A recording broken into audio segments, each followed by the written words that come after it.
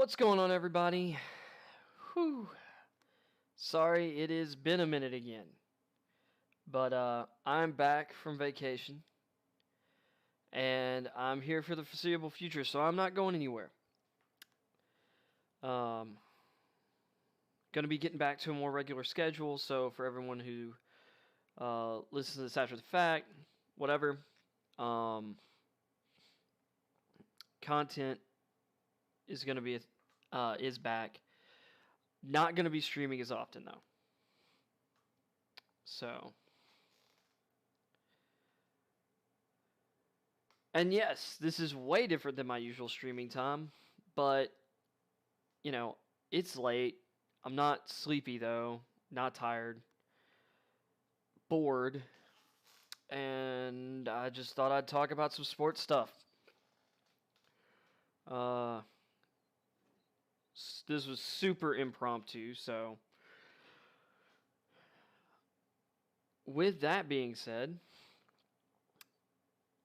it looks like Texas and Oklahoma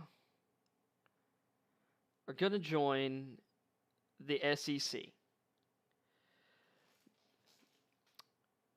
Nobody, except apparently the SEC and Texas and Oklahoma, or a majority of members of the SEC, Texas and Oklahoma, want this to happen. That's it. And maybe some other people who stand to make money off of this, but the fans hate it. At least most of the fans hate it. Texas and Oklahoma's fans, or should I say, every University of Texas fan that I have talked to hates this. Every A&M fan I've heard talk about this hates this.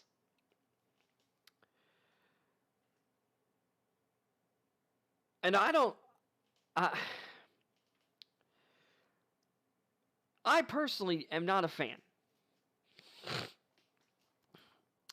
The SEC has 14 teams. We're borderline too many teams as it is.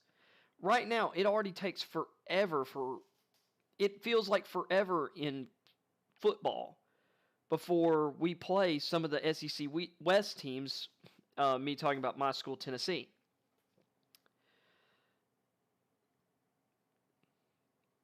Like, we play Alabama every year. That's our cross-division rival. But other than that, the other spot, it takes us, it's like we play home and homes with each other team. So there's 6 other teams in the West. That means, say we just played Auburn back-to-back recently. So let's just start with them. So Auburn, that's 2 years. Then, say next it's A&M. That's 2 years. Then we're at LSU. Then Ole Miss. Then Mississippi State. And then finally we get around to Arkansas. And that's been 12 years.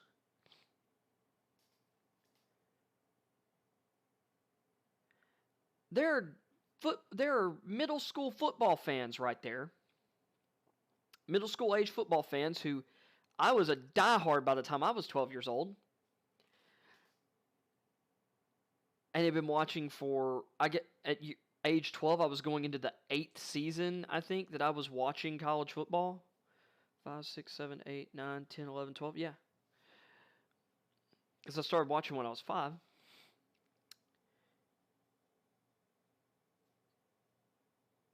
In their lifetime,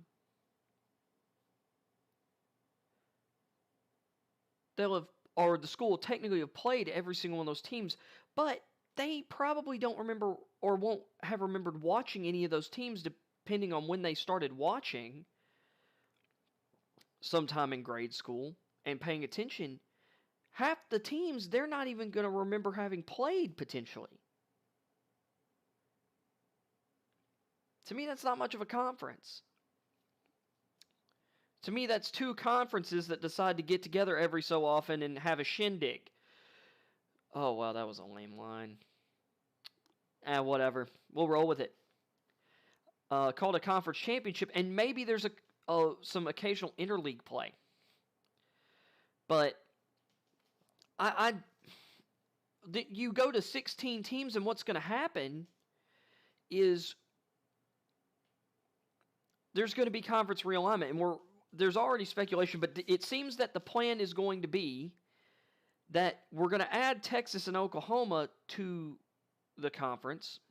We're going to tack them onto the West Conference, obviously, or the West Division. And they're talking about moving Alabama and Auburn to the East Division, which, when you think about the historical rivalries, this makes sense. But even so you're adding two teams to the conference. You're moving two teams over, but I don't think that, if I'm not mistaken, that doesn't fix the math problem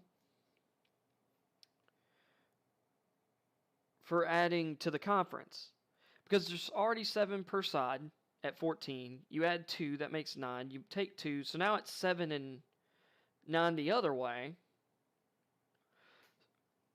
So that means they're going to have to move someone else, which, from what I understand, they're going to move Missouri to the west side of the conference, which in some ways just makes the West Division the Southwest/Big 12 runaways and the Mississippi schools plus LSU for the Western Conference.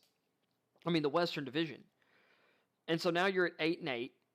So let's just go down. This is how the realignment will work. The West Division would be Arkansas, A&M, Texas, OU, Ole Miss, Mississippi State, LSU, and Missouri. Almost forgot about Missouri. East Division would then be Auburn, Alabama, Florida, Georgia, Kentucky, South Carolina, Tennessee, and Vanderbilt. Now, how's that for a murderer's row in the Eastern Conference if you're,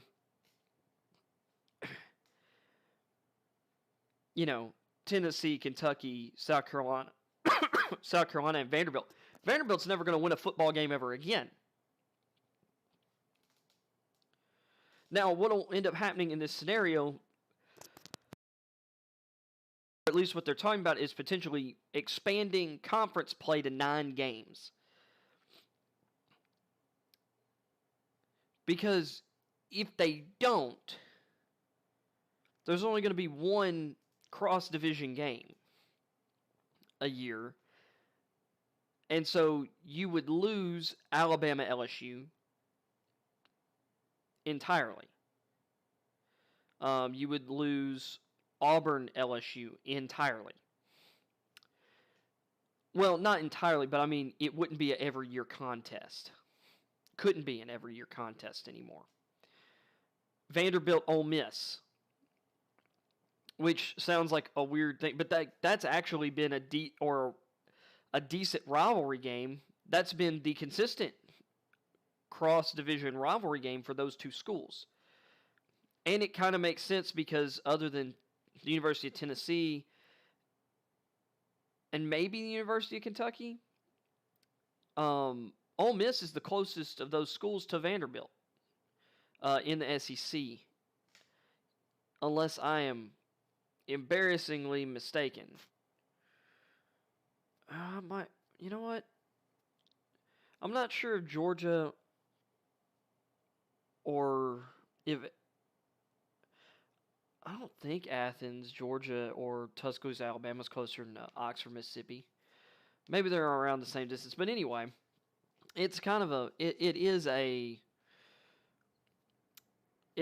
was a rivalry that kind of made sense. Also, with their kind of histories within the conference, especially in the last few decades, they've trended towards, and yes, I know more recently, Ole Miss has had some really great success at times.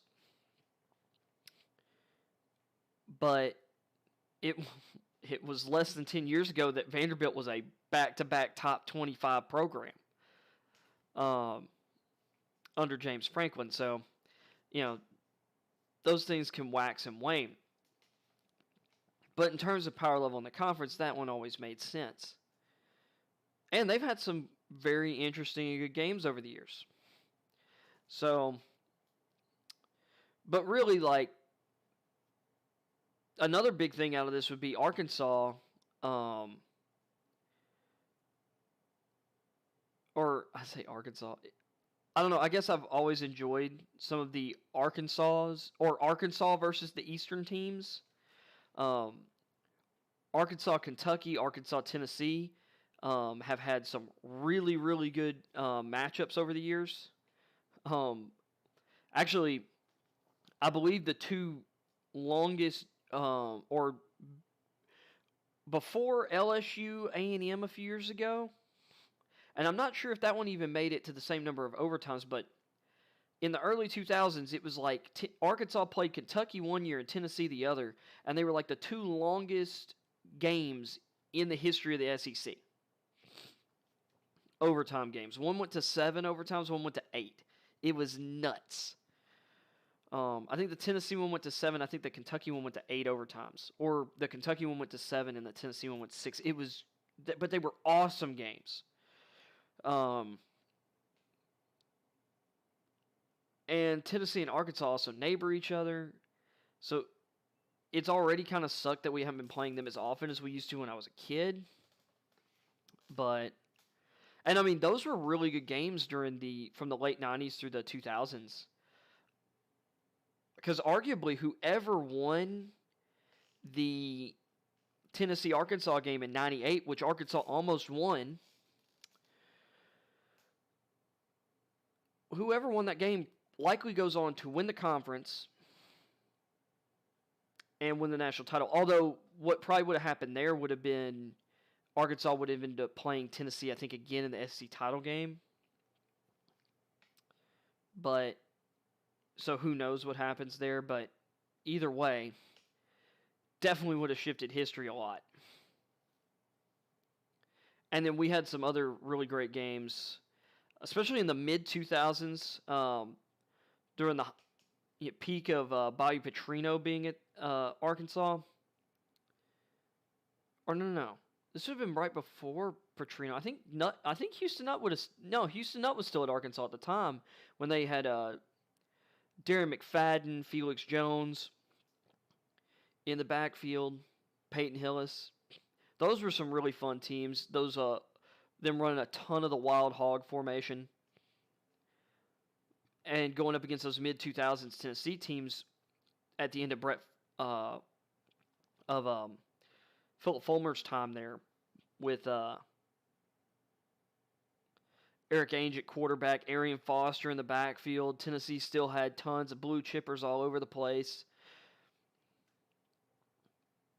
I believe that would have been Justin Harrell was anchoring the interior of the defensive line those years.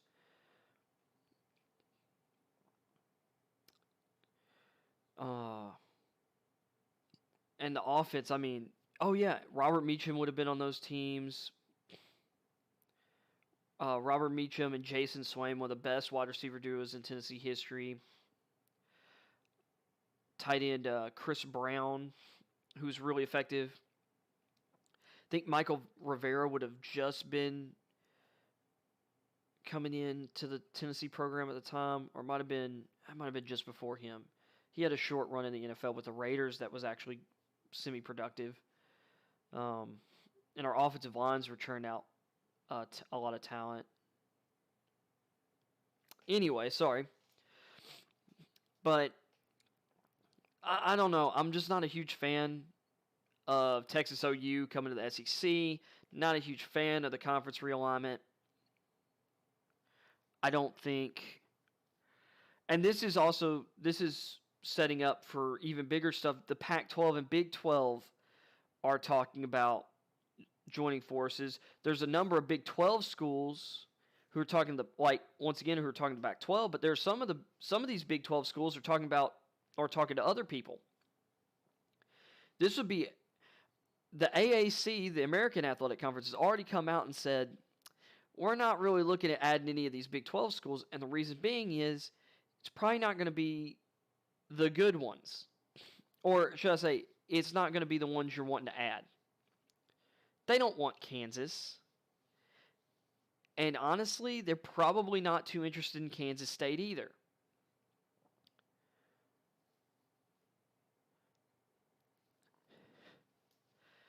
Because what will probably end up coming out of this is Oklahoma State will probably join the Pac-12.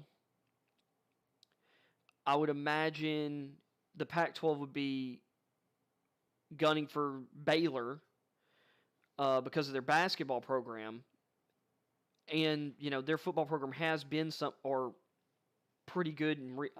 Yes, they cratered after the Art Browse thing, but Matt Rule built them back up. Dave Aranda had a rough kind of first year there, but I think Dave Aranda's a great coach. Their recruiting is going swimmingly. They've got a lot invested in that program. They've got great facilities. Players want to go to Baylor still. And Dave Aranda is a national championship winning defensive coordinator. And he's going to get talent in there. So then you've got like Texas Tech. Pac-12 will probably be okay, or wouldn't mind Texas Tech for their basketball program. And their football program has done stuff in the past, but TCU is going to be an interesting one because the idea here is if the SEC goes to with the SEC going to 16 teams, does the Pac-12 try and jump to 16 teams? Because if that's the case, they're going after Oklahoma State, like I said, probably going after Baylor.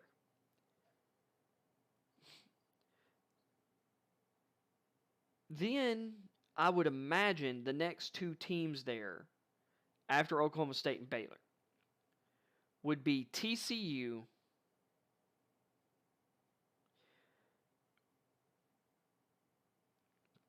and probably Texas Tech.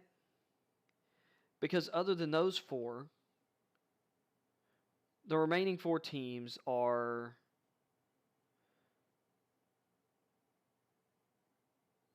Kansas, Kansas State,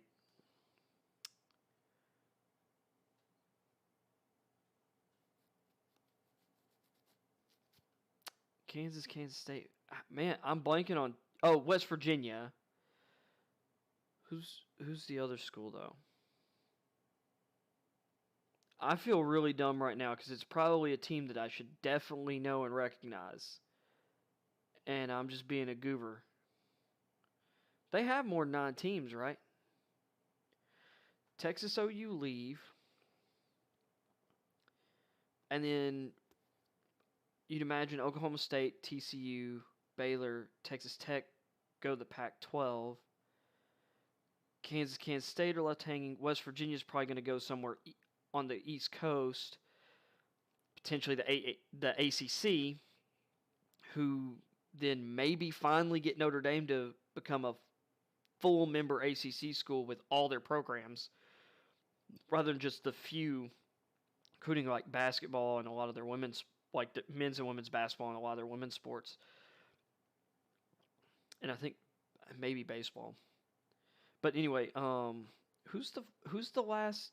Oh, Iowa State. I was forgetting Iowa State because they're just so far away from everyone else, other than West Virginia. And then that's really interesting about what happens to Iowa State and all this. Maybe the Pac-12 go after Iowa State instead of maybe Texas Tech. But I just don't see that being the case.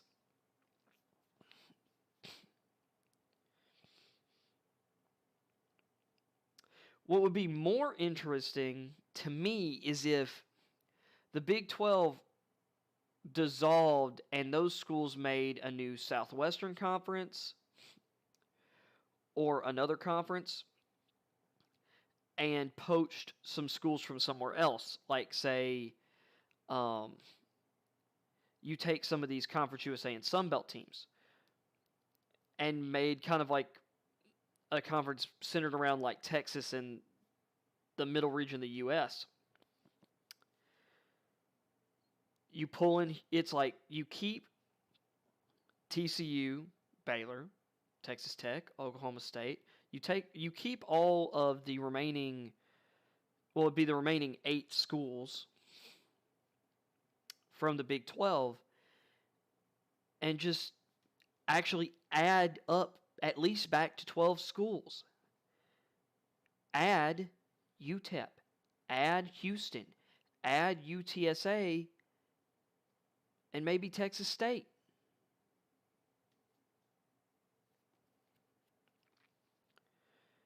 Maybe uplifts a FCS program like Abilene Christian, who has a pretty good basketball program. But Abilene might not have the resources to do that. You already have schools at the FBS level.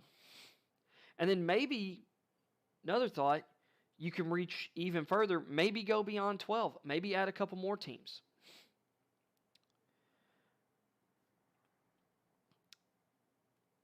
Maybe you convince North Dakota State to jump up to the big boys. Have them jump up to the FBS division. That probably doesn't happen, but it'd be an interesting thought.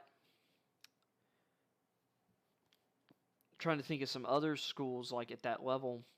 I mean, you've got South Dakota State, but they're not as good as North Dakota State. University of Northern Iowa has been pretty good lately, and they've been putting some players in the NFL in recent years. David Johnson. This year, 2 of my favorite mid-round prospects, Spencer Brown and Ellerson Smith, and they both went in the 4th round. I had late 2nd, 3rd round grades on those guys. I think they both have an immense upside. And maybe you could convince Boise State to come on in to to this new conference, or to join the Big 12. I think it's hilarious, though, that we have the Big 10 and the Big 12, and neither of them have 10 or 12 teams. Because the Big 10 has like 14 teams, I think, right now, and the Big 12 has 10. Super strange.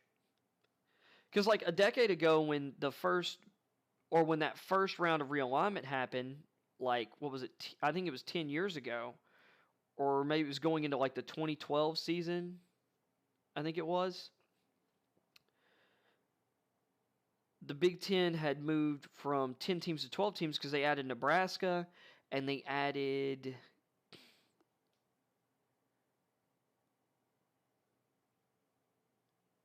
Well, did they add Maryland that long ago? Has it been that long? Because I thought, for some reason, I was thinking Maryland joined more recently. No, I guess all that happened 10 years ago. So, yeah, they added Maryland to the conference. So they became a 12-team league. I don't think they're at 14 now. I'd have to think. I can't believe it's already been that long since all... Yeah, because that's when all the craziness happened. That's when the ACC took all those Big East teams, when the Big East decided to kick out all the big football schools, or the bigger football schools, bigger name schools that weren't like these kind of more old school Big East schools. Like, because it's basically like Villanova, St. Joseph's, and mostly it was a bunch of teams that were getting their butts kicked by these bigger schools, and they decided to kick them out of the conference somehow. And that's why UConn, Syracuse, Pittsburgh, so on and so forth, joined the ACC. Maryland then left the ACC for the Big 10. West Virginia, of course, left the Big East, went to the Big 12. Man, it's already been that long. Like, this will be the 10th season after that. I mean, we don't even make it it's like we barely make it a decade before realignment starts happening. The thing was, back then, and the reason things happen when they do usually is because of TV deals and other things, and other conferences deciding to make moves because one conference started the domino. Because that's also when like TCU joined the Big 12. Because you had all those teams that left. Like, because at the same time, Colorado left the and Nebraska left the Big 12. Nebraska for the Big 10, Colorado for the Pac-12.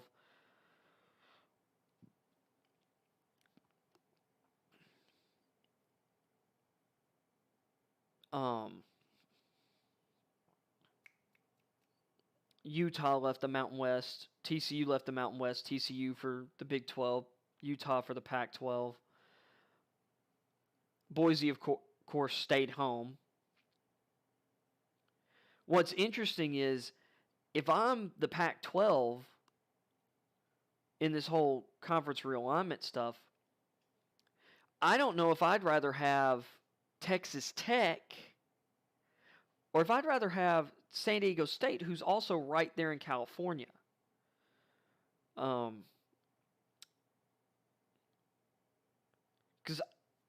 to be honest, one, San Diego State fits really well there because they are there, but they have really good programs too. They have a really nice football program, really good basketball team. It'd be kind of interesting in that regard. And here's the other thing. This isn't happening for this season. So the Texas Oklahoma, I think, will have to pay some kind of fine or penalties to get out before 2025. And there's some other stuff brewing to where there could be some other people making some hubbub about it to keep it from happening until 2025 as well. The Big 12 already is filing a lawsuit against ESPN itself because the ESPN has a exclusive benefit or exclusive broadcasting rights now with the SEC, or at least right first refusal, whatever. Like, or should I say this? They started the SEC network, and then as CBS's contract for the SEC Game of the Week and CBS's SEC coverage, ESPN bought it, or ESPN SEC Network, they paid up the money for it. So, and we're not sure that CBS even, I'm sure they put in a bid, but they weren't willing to really pony up any more or a whole lot more money. And at this point, ESPN's desperately flailing at anything to keep themselves as relevant and dominating the marketplace like they were. And they're kind of still operating like cable and or like they were when cable and satellite were just booming in the late 90s and particularly like the early 2000s. In a way, they're also beefing up their streaming stuff, which I don't think enough people are giving them credit for, but there's still so much that's being held behind extra paywalls beyond just having ESPN Plus. Because there's a lot of stuff you can't access in certain live games that if you don't have your television subscription, that ESPN Plus thing or Plus membership doesn't mean squat, which is kind of annoying. So, but we'll see. But anyway, back to why the Big 12 is suing ESPN, because I have a tendency to tangent. The Big 12 is suing ESPN because, like I outlined, ESPN is completely in bed with the SEC now.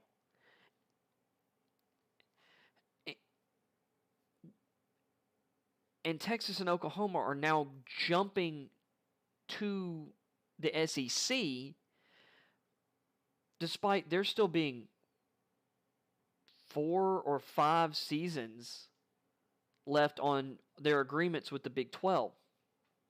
The Big 12 is tied heavily. I mean, they basically market all their stuff around Texas and OU. They are the biggest draws in the Big 12. Texas and Longhorn Network is a huge thing. as well for the Big 12. And I believe Longhorn Network, I believe, is tied pretty heavily to Fox Sports, but I might be wrong. I might be wrong there. But the Big 12 has a big partnership with Fox Sports. Like that's, so the Big 12 game of the week, as is the Big 10 game of the week, those are part of Fox Sports. Fox Sports also has the Big 10 network. I'm not sure if there's a Big 12 network, but the Big 12 is a huge part of Fox Sports' entertainment packages. So Texas OU is losing them hurts the Big 12 and its business partners while helping ESPN and its business partners. And it just so happens that ESPN also is a news entity. And while, yes, they supply a lot of live entertainment, ESPN was built on sports news coverage. Their website is built around covering sports news. And it just so happens that that ESPN has been spending a lot of time and a lot of articles and a lot of man-hours on covering and trying to break any news on this Texas-Oklahoma story. And them potentially moving to the SEC. Not that they broke the story, because I'm pretty confident they didn't break the story, or that ESPN reporter didn't break the story, but this, yeah, I believe it was a writer for the Houston Chronicle actually broke this story during or right before SEC Media Days. It was a Houston Chronicle reporter. ESPN's run with it hugely. And while that's not necessarily enough, because they are a sports news agency, them reporting on and furthering the narrative of Texas OU joining the SEC could be seen as ESPN interfering with the Big 12 and its partners' business interests, and them trying to undermine competitors. Because, with ESPN and SEC, I wouldn't be shocked, and they do talk about the SEC in this, I wouldn't be shocked if the Big 12 potentially sued the SEC now that they have voted them members. Because this lawsuit came before there was the official invitation given to Texas and OU by the SEC itself. And personally, I believe the commissioner of the SEC, Greg Sankey, deserves to be shipped off into the unknowns by himself with nothing but a canoe and a paddle, and maybe a fishing rod.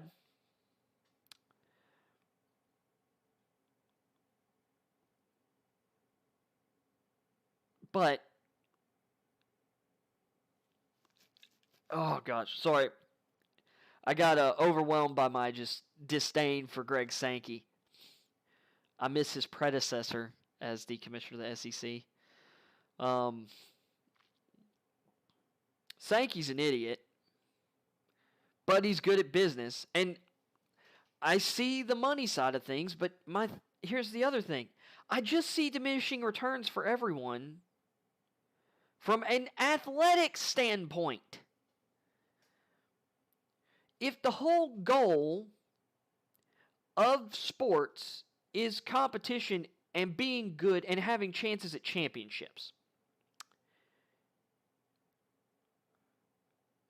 adding more teams to the conference means more games your teams have to play against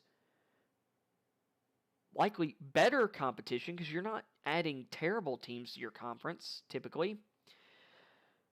At least that's not the way you want to go about it. Texas and Oklahoma are better than like half the teams in the SEC.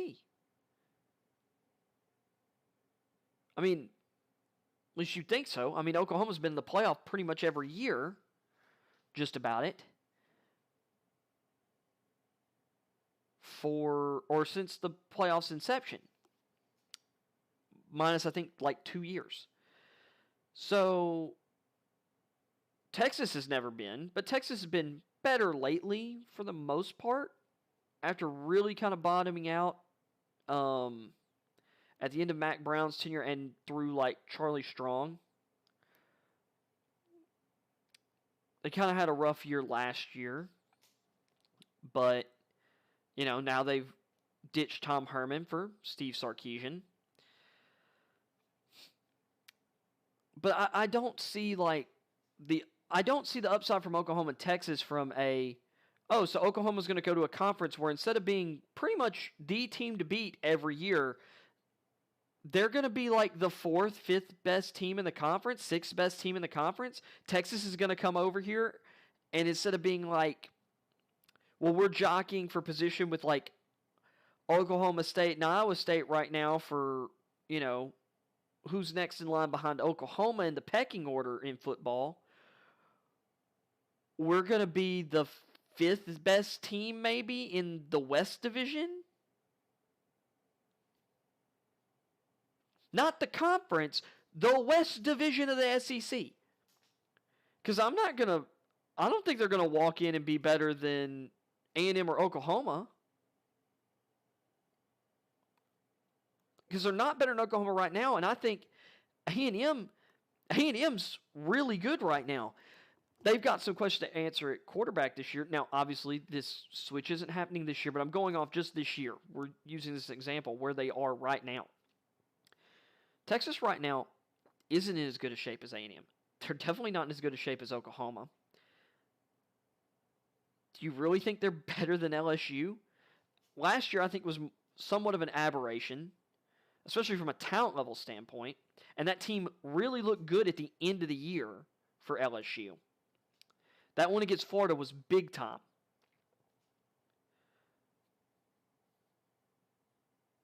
So that's 3 teams that are definitely better than them the way the West is shaking out right now with this theoretical realignment. So then they're sitting here battling for, let's just say, they're battling for the 4th best spot in the West Division with Ole Miss, who is probably my breakout team of the year this year. Their offense was dangerous last year. That offense, they lose Elijah Moore. That's a huge blow. But I think they're better talent-wise and depth-wise on offense than they were last year. And their defense should be better. And Matt Corral, year 2 in this system, I think just everybody's going to be more familiar. There's going to be more continuity here.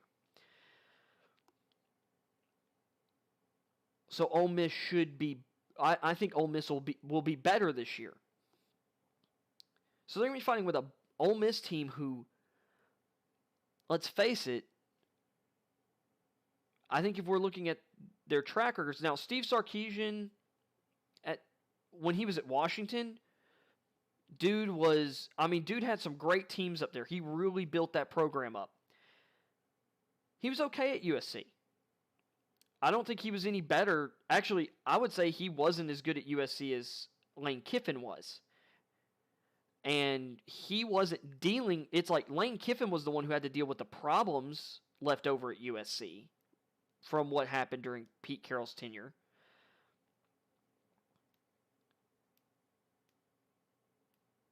And Steve Sarkisian blew his way out the door at USC. Lane Kiffin, of course, followed suit basically. But Lane Kiffin's been on... Steve Sarkisian... he didn't replace... Did he replace... Yeah, he replaced Kiffin, didn't he? At Bama. Sorry, I'm trying to remember the timeline of all the coordinators at Bama.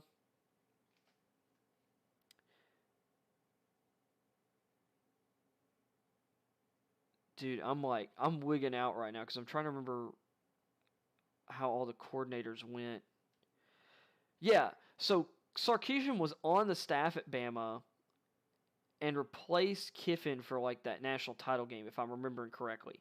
Then he went to the NFL and was the offensive coordinator for the Falcons, and then came back to Bama after Daboll left for the offensive coordinator job with the Buffalo Bills in the NFL. I think I'm remembering that timeline correctly. Sorry, getting in the weeds, but there's a reason here. So Kiffin went on this little journey where he took the FAU job, head coaching job, and did pretty well down there after that offensive coordinator stint at Bama, and then got the Ole Miss job last year, where I'm saying I saw promising returns in year one, especially on offense. Sark, is going straight to the Texas job after being the offensive coordinator job at Bama.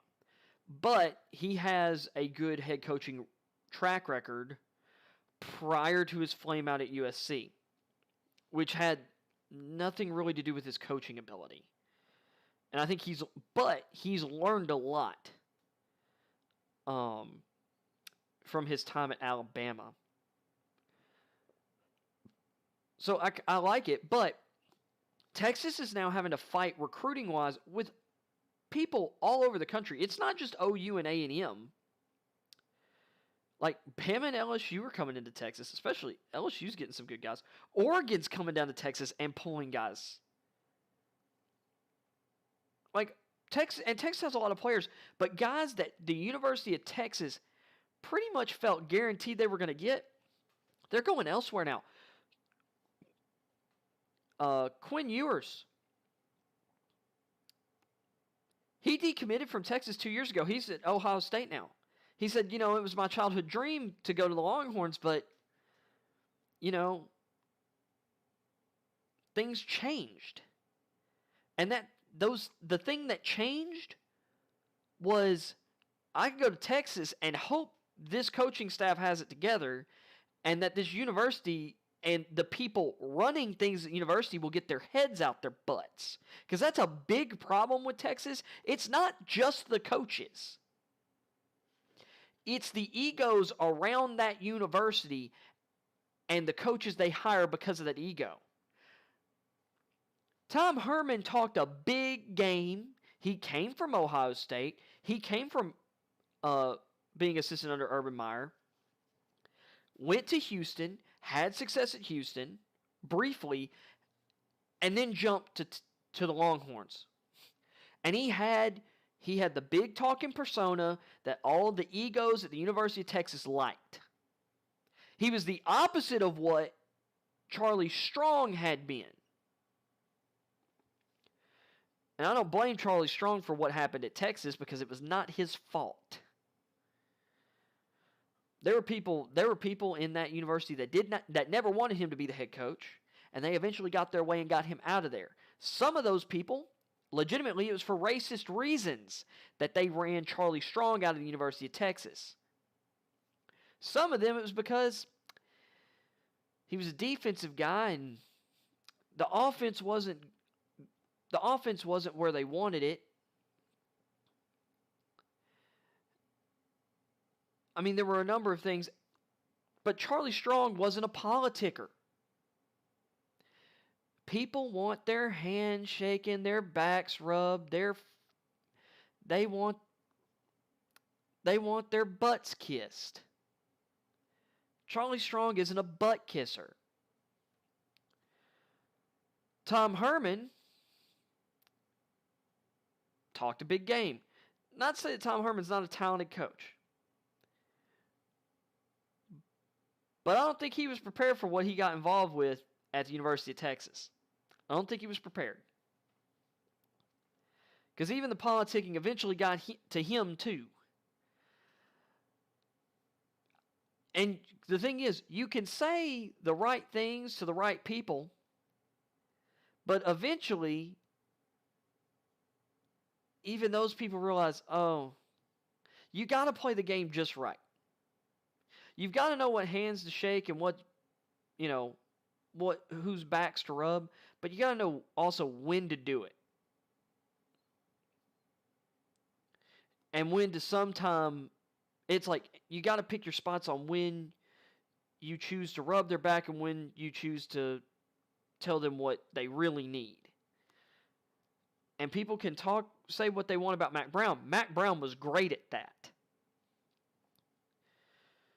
Because unfortunately, at the University of Texas, politicking and being good at playing the game or those games, you've got to be able to do that. Mack Brown, what he did really well was Mack Brown hired coordinators to handle their sides of the ball, and he just played CEO. Not that he didn't know his football, but he knew that the college football head coach's job is very much that of a general manager, as much as it is head football coach. I think there's a big difference at the NFL and college levels in that regard. And yes, there are some guys at the NFL level who have worn both hats at the same time. Rarely does that work out. The only guys who've really been able to do that successfully are guys like Bill Walsh, Bill Belichick. Really, those are the only two guys I can think of.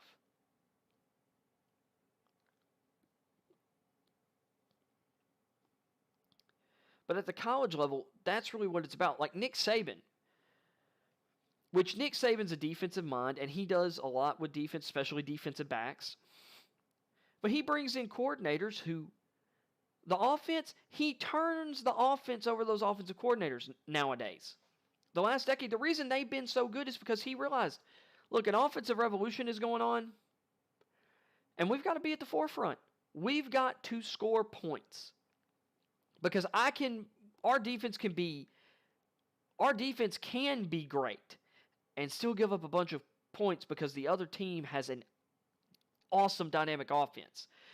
A great defense looks different than it used to, or its statistics, particularly points and yards per game allowed, look different because tempo, more plays means, more yards, more points. It's just how it is. And if your offense isn't able to do what the other offense does, it also hurts your defense. If you're not an up-tempo offense, or if you're not an offense that can quick strike,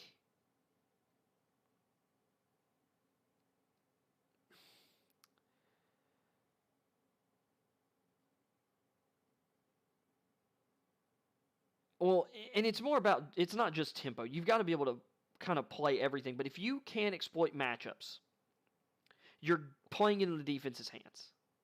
And you're tying your hands behind your back. Because that's what the game is at the college level. And to the NFL level, it's the same way.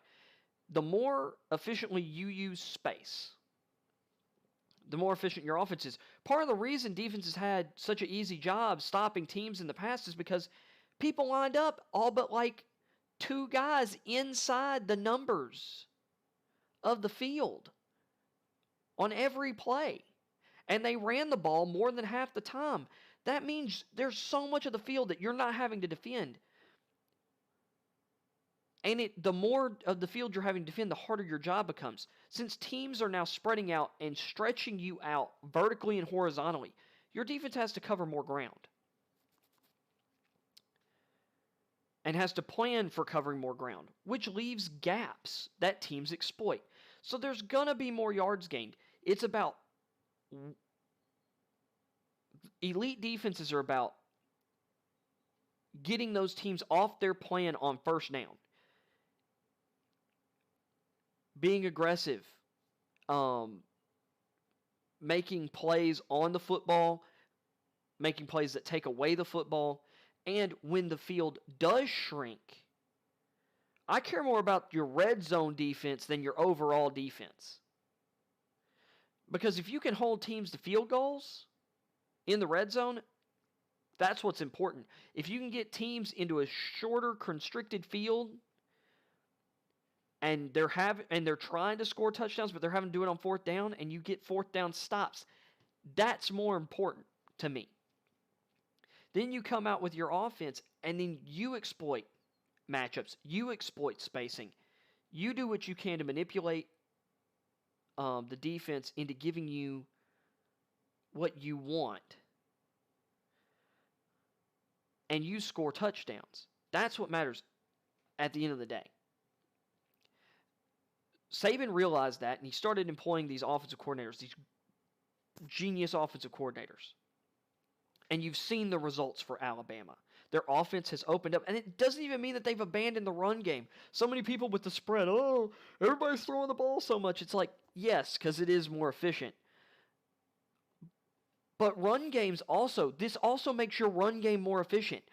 Najee Harris is one of the most productive running backs in SEC, in NCAA history. In a very spread system. Derrick Henry played in a pretty predominantly, by that point, this was under Lane Kiffin, a predominantly spread offense at Alabama.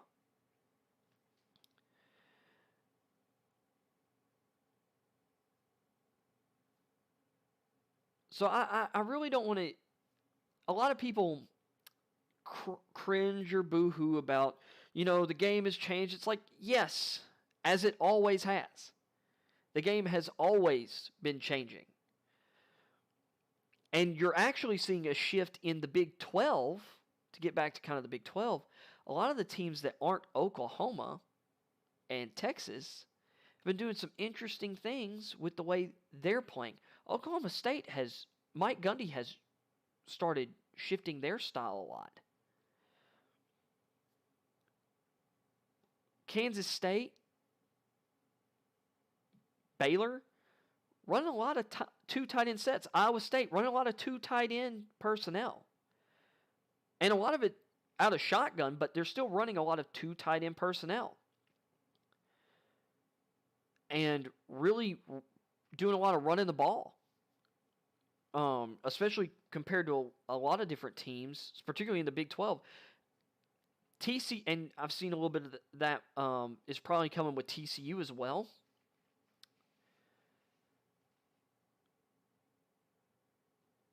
And I think Kansas's new coordinator is going to be running a lot of similar stuff there too, because they're running these kind of spacing matchups a little differently.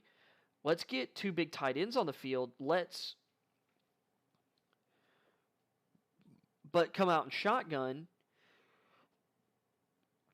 All these teams have been getting lighter and faster. What if we go strength? Not necessarily unathletic or slower, but let's use size. We can now use size to our advantage. And maybe draw teams in and get one-on-one or more one-on-one matchups or more favorable matchups for our outside receivers and help with the numbers in the run game for our running backs. It's interesting. All of that, it's like, I kind of tangented there because I was trying to outline, where Texas is going to be coming into the SEC, but you look at, to get back to that, Ole Miss and Mississippi State are going to be and Arkansas are going to be battling with Texas. Or that's who Texas is going to be battling with. Maybe LSU, depending. I think they're going to bounce back and move up. They're not going to be battling with OU, A&M, and LSU at the top of the SEC West, if this is how they realign the conference the way I think they are. They're going to be battling with the bottom half of that division. And if Missouri's over there, Missouri's a solid program. And I like their I like their new coach. I just don't. If I'm looking at all those programs, I just see them. I respect Lane Kiffin and Mike Leach just way more as coaches, and they have more track record. And I love what Sam Pittman's doing at Arkansas. And Arkansas's been a good program in the past, a really good program in the past. And so I think that's who Texas is going to be fighting with until they're Texas again, because they're not. Sam Ellinger may have said they were back. Texas isn't back yet. If back is being the kid brother to Oklahoma, and lately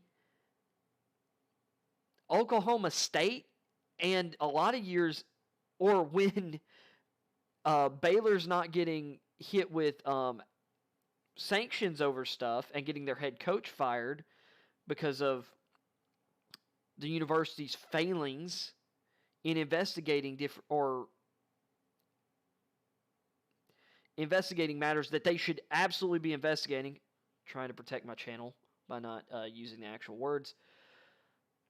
It's like if you're watching this, you probably know what went down at Baylor about, 6 years ago?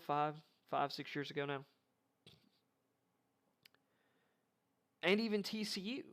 And this is in terms of football, but their program hasn't been as healthy as Oklahoma or Oklahoma State lately. And you could argue over the last decade or a little more, Baylor's been as good or better than them on average. Actually, I think Baylor's been better than them on average for the last 10 years. Same with TCU.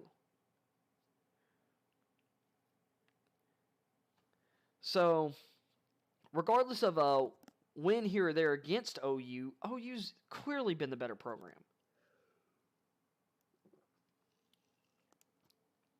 And the last few years, Iowa State's been better.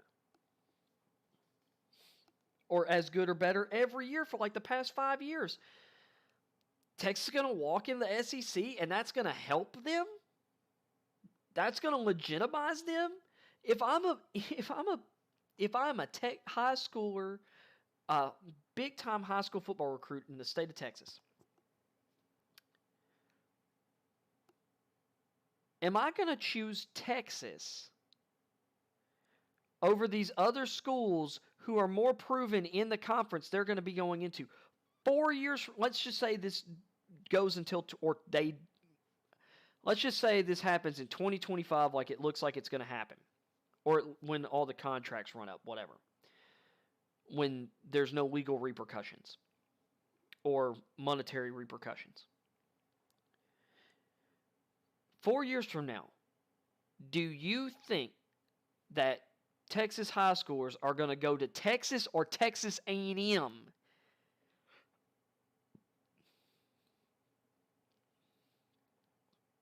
Because I'm going to say it right now. It would not shock me, and I don't bet on things,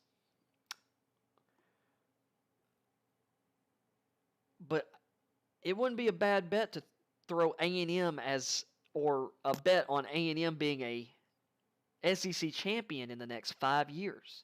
They have the talent. They have the coach. And if they have the quarterback, they've got everything else. I just said they've got everything else. So if they get the quarterback, and Jimbo Fisher's good with quarterbacks, it'd be really hard to me to say that, or to bet against A&M having a shot in the next 5 years. Because they're right there in the next three, or that kind of group after Bama. Because, Bama's the favorite every year, and they've earned that. They've earned it. But Florida, I'll start with Georgia. It seems like Georgia is under Kirby Smart, has either been a quarterback away or injuries away. Or really, it just seems like they're in Alabama being in their way away. Or LSU. They're winning the East most years. This year, it was because JT Daniels wasn't healthy to go at the start of the season. And Kirby Smart did the right thing and made sure that JT Daniels' body and mind were right before they put him on the field. This year, once again, it seems like injuries to their receivers. Because this was a big thing in the last few years, players getting hurt at inopportune times. Lawrence Cager getting hurt killed Georgia in 2019 offensively.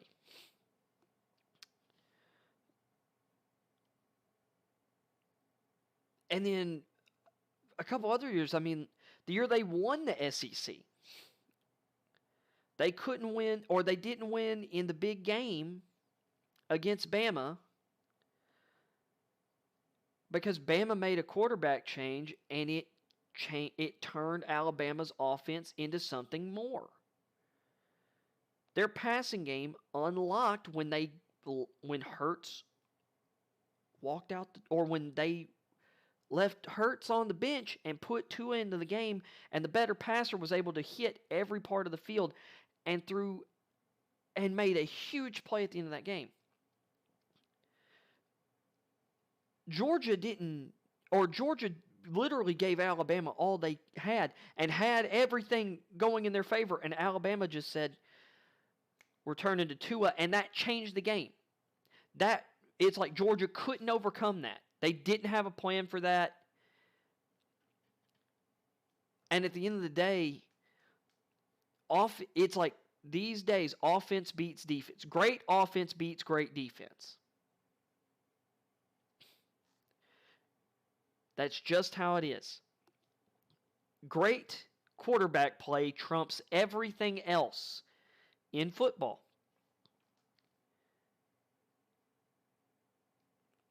And unlike at the NFL level, you don't have a salary cap in college football. If you can get the best talent to come and you can develop talent better than anyone else, you've got an advantage. That's what Alabama has. Not only do they get the best talent, or do they get usually the number one recruiting class in the nation every year, they develop that talent better than anyone else. And even their guys that aren't ranked as high as other people's guys, they turn 3 stars like Josh Jacobs into studs.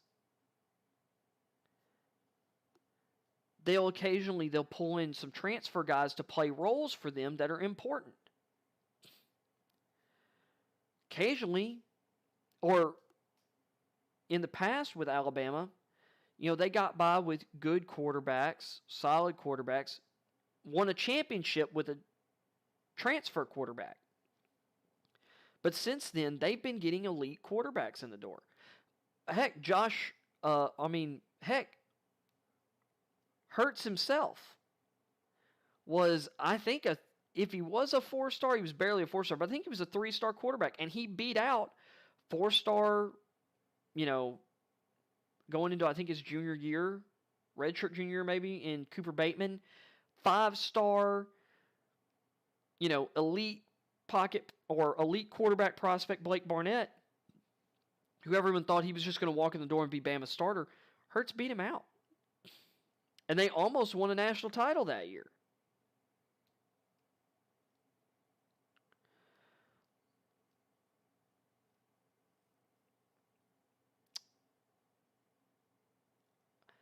I mean, Bama just does everything better than everyone else. And so they're in a league of their own, SEC-wise. And then you've got these other elite programs: Georgia, LSU, Florida, Auburn, Texas A&M. And right now, after just coming out of last season, I think Georgia and A&M are the next 2 teams in the conference. Florida lost a lot. Emory Jones is going to have to prove it to me. Yes, he's a good athlete. Maybe he will prove this year finally that he is a good quarterback. That he can be a Dak Prescott type passer. We'll see. I think there's a lot of people who are really jumping the gun on, people with him as a top 10 or like a first-round quarterback. And I'm sitting here like, I've seen this guy try and make decisions with the football playing like the quarterback position. He's not there yet. Like, maybe you're forecasting improvement. I don't do that with quarterback prospects, like at the beginning of seasons. I don't put them as a first-round guy because I think they can get there. Like, I just don't do that. It's like last year with Jamie Newman. Jamie Newman had some tools, but Newman had to prove with that year at Georgia. But some idiots put him as a first-round quarterback. And idiot's a strong word, but a lot of these draft guys put him as a first-round quarterback. And they screwed him up because he thought that teams thought he was a first-round guy, that's who he was, and he could just sit out the season. Pretty sure that man went undrafted. He needed that year at Georgia. People were projecting because of the increase in talent level that he was going to prove to be a better passer. He was going to do, or he was going to show out for Georgia. That didn't happen. Did not happen one bit. So anyway,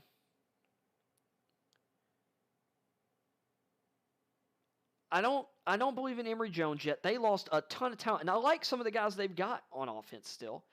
I really like the tight end that's going to be taking Pitt's place, Gamble.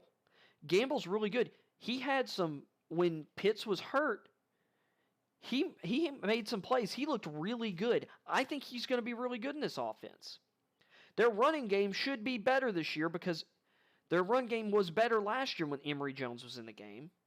To a degree, if Emory Jones can improve as a passer, that's going to improve that running game even more because teams are going to, at the beginning of the year, teams are going to force Emory Jones to beat them with his arm. If he can't do that, Florida's screwed because it's going to hurt their run game too. Like, their run game's not going to improve that much from last year. They're having to replace, I think, at least one of their starting tackles. I think they're having to replace multiple starters on the offensive line. They're replacing all their top pass catchers.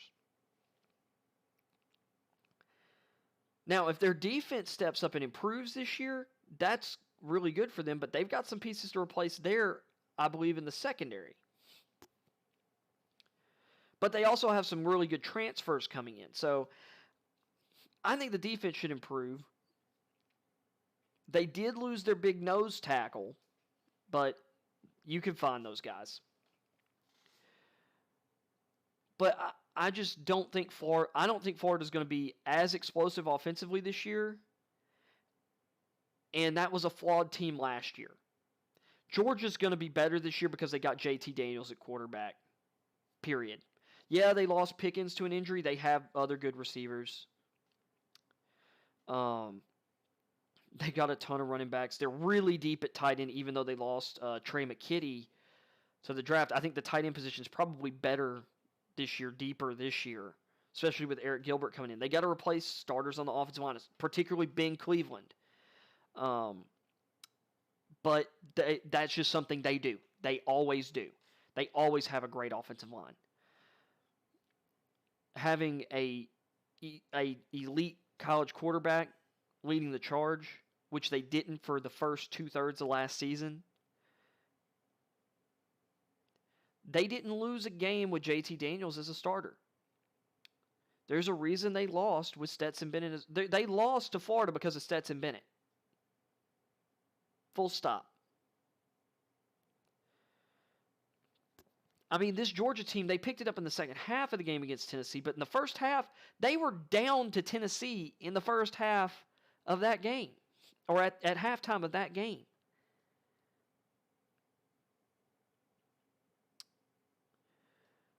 So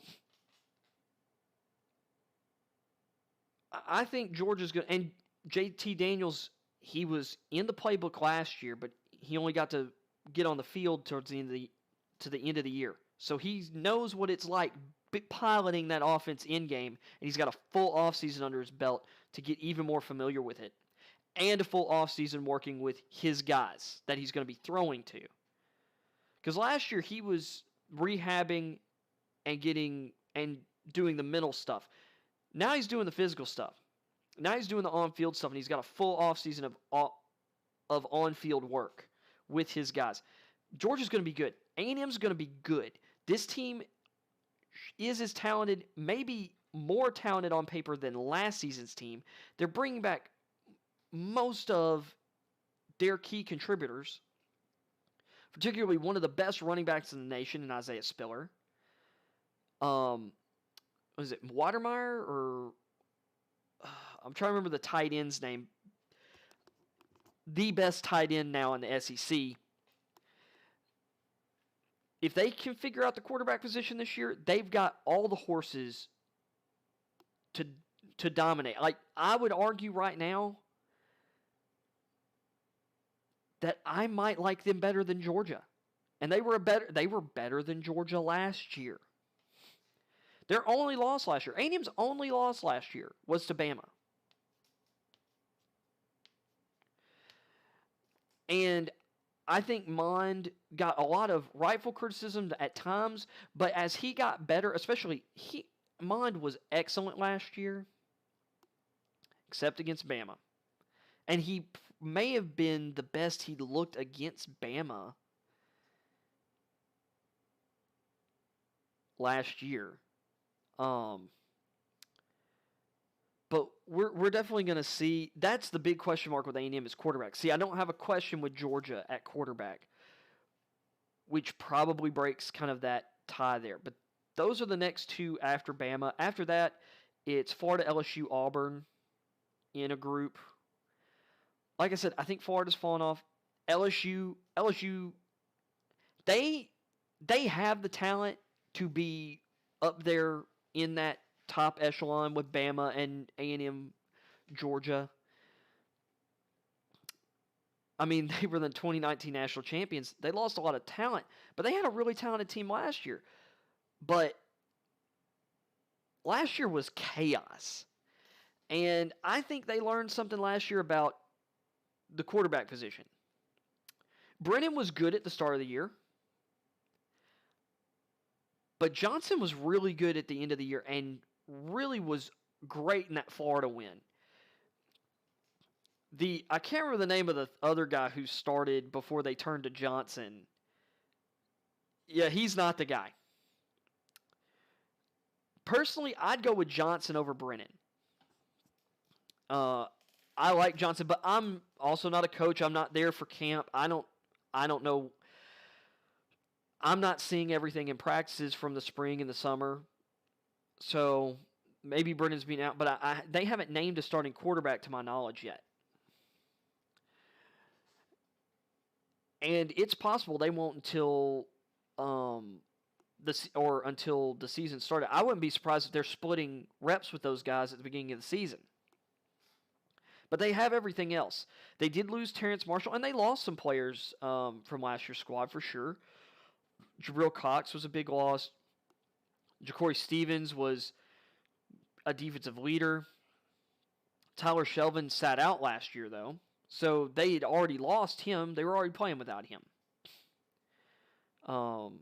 Yes, Jamar Chase was in this draft, but he opted out of last year. Terrence Marshall was good last year, but with all the quarterback, uncertainties and just up and down from that, especially in the middle of the season, his yardage totals weren't amazing, but touchdown numbers don't lie, bro.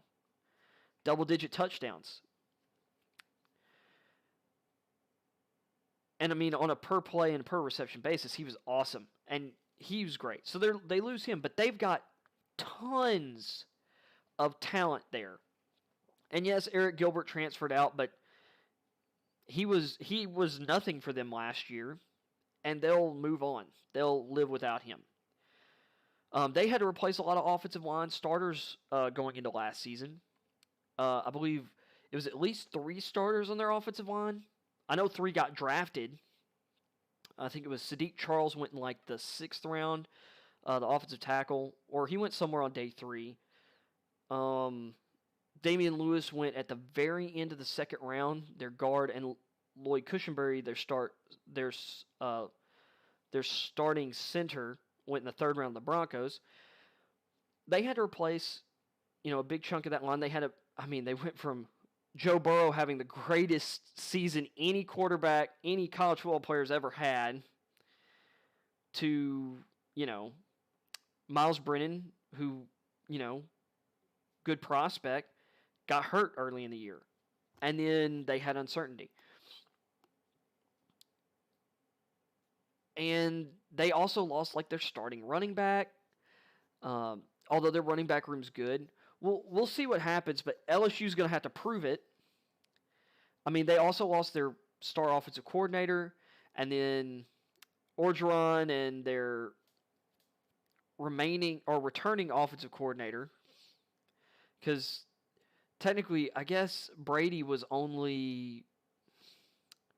he was the passing game coordinator, maybe a co-offensive coordinator, but he wasn't necessarily calling the plays.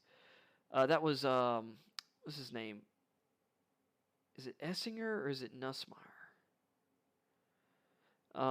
Anyway, their offensive coordinator, they parted ways with him this offseason.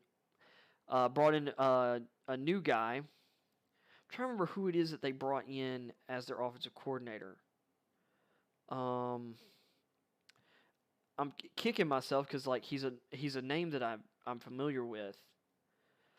But anyway, their scheme wasn't quite as effective last year as it was the year prior because the guy who architected that passing game was gone. And behind him was a guy who's better at scheming up the run game and is a little more conservative. So I still think LSU's going to bounce back this year. They're really good. They're going to be dangerous every game they play. Still, though, I think they're the third best team in the West this year, behind Bama and A&M. I think Auburn's going to have a hard time this first year with Rusty Hardin, but they have a lot of talent there still. I think that's his first name, isn't it? Rusty Hardin, or is it Dusty? Something Hardin. No, I'm sorry. His name's Harsin. I'm confusing him with someone else. Their head coach, Harsin, coming in from Boise State. They're kind of in rebuilding mode, so I really probably shouldn't put them in the same tier as LSU and Florida. But they still have a lot of talent on hand, and he's a good coach, been successful. So they should be a solid to good team this year. I probably should be rating Ole Miss ahead of Auburn. I think I am at this point. Because Lane Kiffin's going to year 2, and that offense is going to be electric, even without Elijah Moore. So, and I talked plenty about Ole Miss earlier. So, and then everyone else kind of slots in after that. Like, I have Arkansas and Mississippi State. I think both of those teams could be really good this year, but they're still kind of in prove-it mode. If Arkansas and Mississippi State do prove that they are, above-average teams in the SEC, that's going to be bad news for probably Auburn and LSU. And maybe A&M if they don't have quarterback figured out.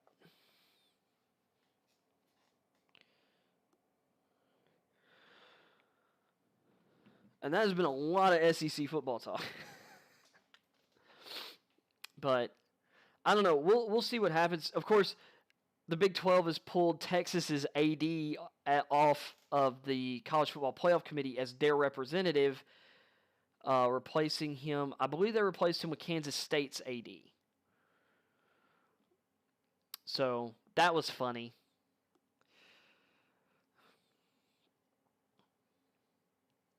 But I think Texas is getting too big for their britches. Oklahoma might be able to hang, but, at the same time, I'm just kind of sitting here, I'm like, I'm going to go to this other conference that when we play their teams, they kick our butts.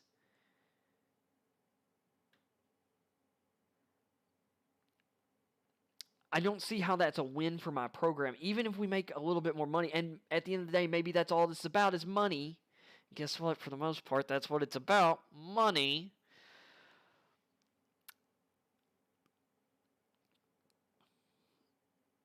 if the goal is winning championships and success in that metric, which also brings with it exposure and money, I don't think this is a good move for Texas or Oklahoma. And I certainly don't see how this benefits teams like Arkansas, Ole Miss, Mississippi State.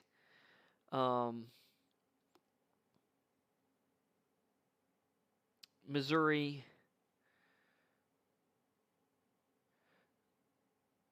A&M doesn't want this. I'm pretty sure A&M voted against this. But all they needed, I think, was 8 or 9 of the schools to vote in favor of this to get in. So, anyway, that's enough college football talk. We'll get way deeper into that as we get closer into the season. NFL training camps just started up. And there's a lot of buzz that Tim Tebow's probably going to make the Jaguars. We'll see, though.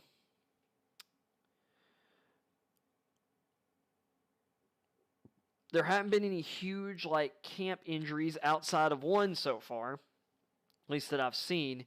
And that one's pretty big. Carson Wentz. Broken foot. Or something like a broken foot.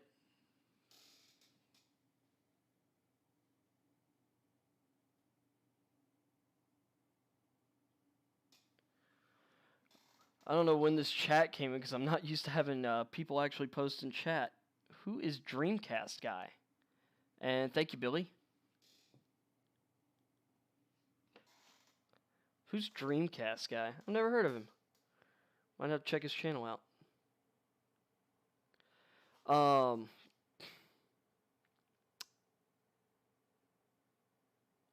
I got so absorbed in the rant, I wasn't even paying attention to chat.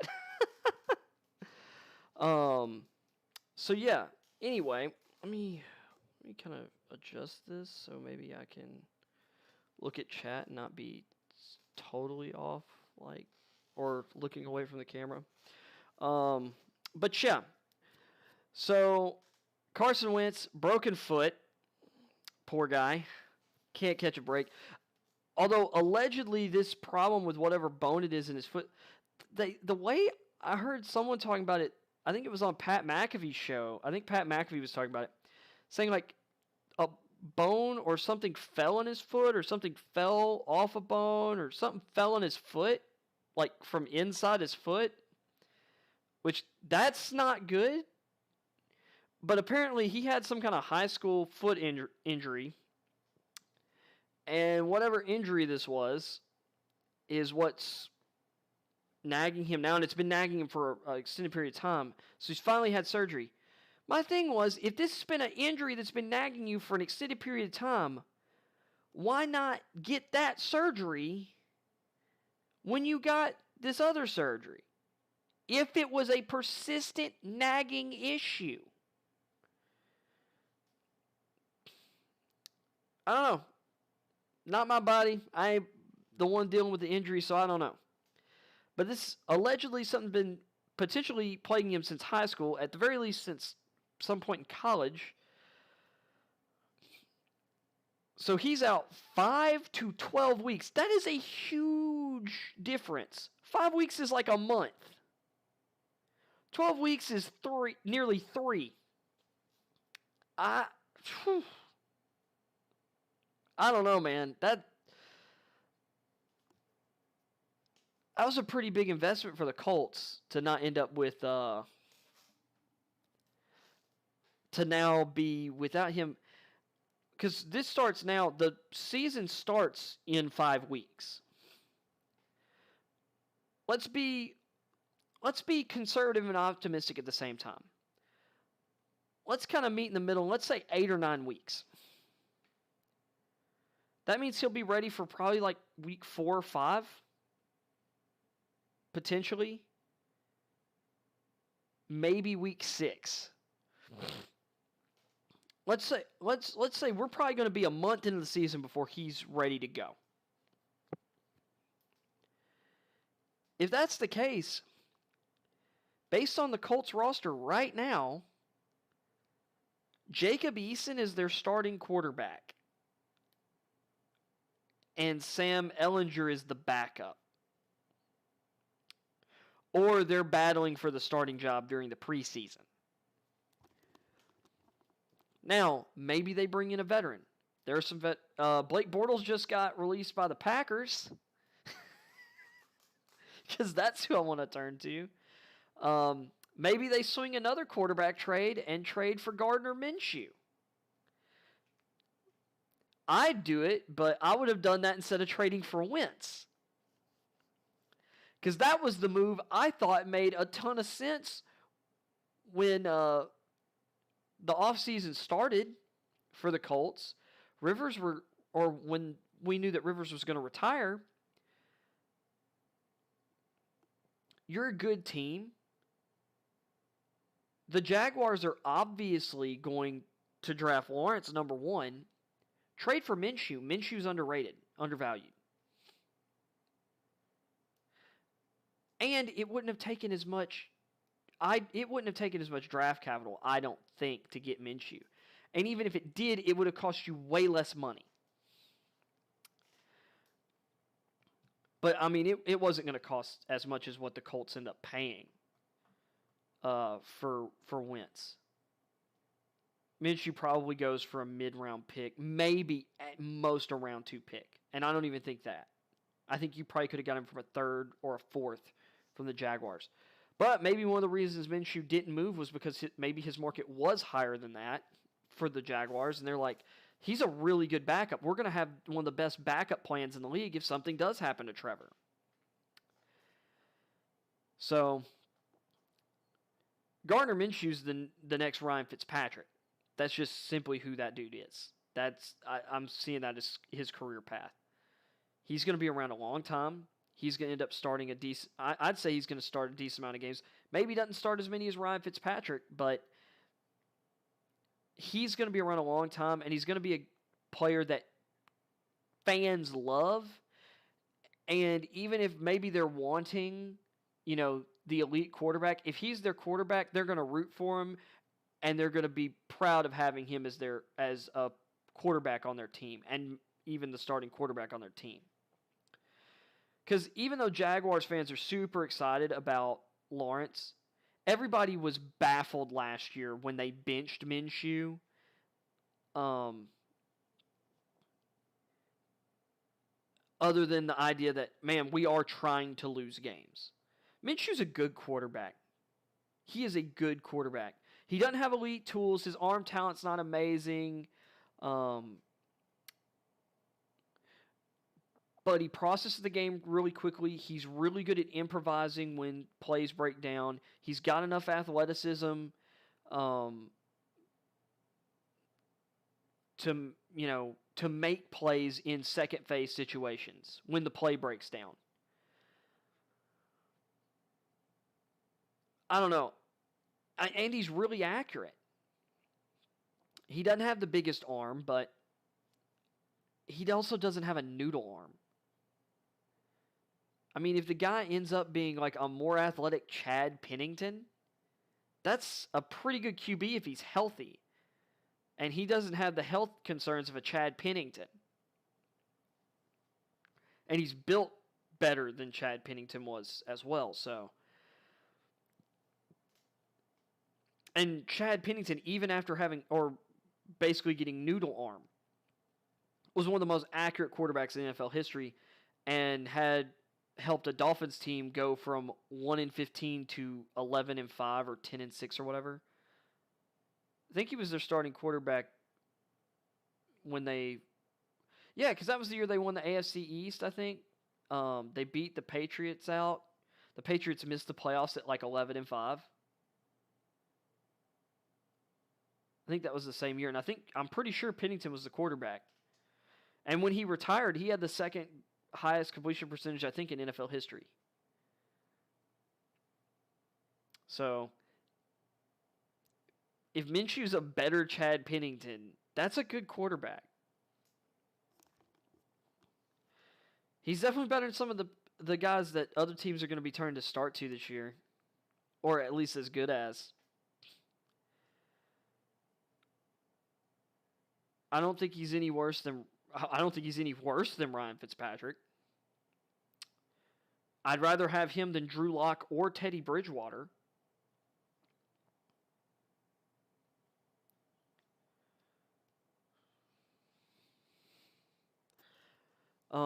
If we're just talking about last year, I'd take him over Trubisky, Foles. Haskins started games last year. Basically, everyone who started a game for the Redskins last year, Minshew is better than. He is better than post-brutal injury Alex Smith. Love Alex Smith. Sad that this is how his career ended. It was a cool story that they won so many games, but they were really winning games in spite of his play.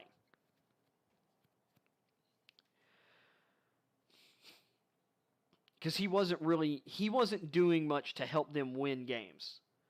Because post-injury, Smith wasn't driving off his back foot. He was even more of a check-down machine.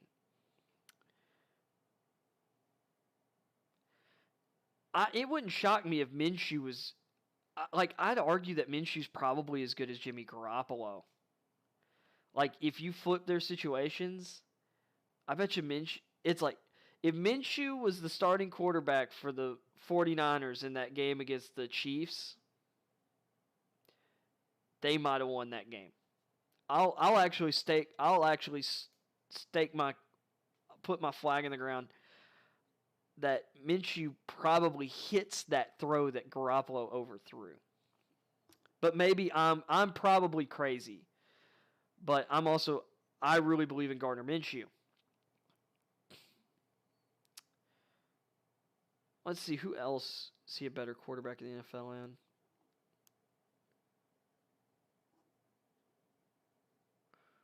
Some of the younger guys, it's hard to really necessarily say, oh, better than Daniel Jones of the Giants. And he was better than everyone who started for the Jets last season. Well, I guess Sam Darnold... No, he got hurt for a bit, didn't he? I mean, Minshew's been better than Sam Darnold.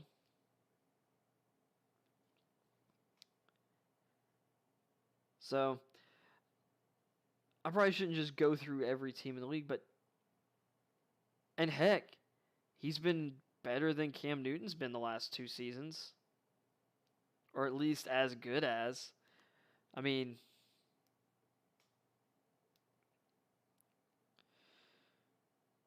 He was better than... Oh, I said Trubisky and Foles.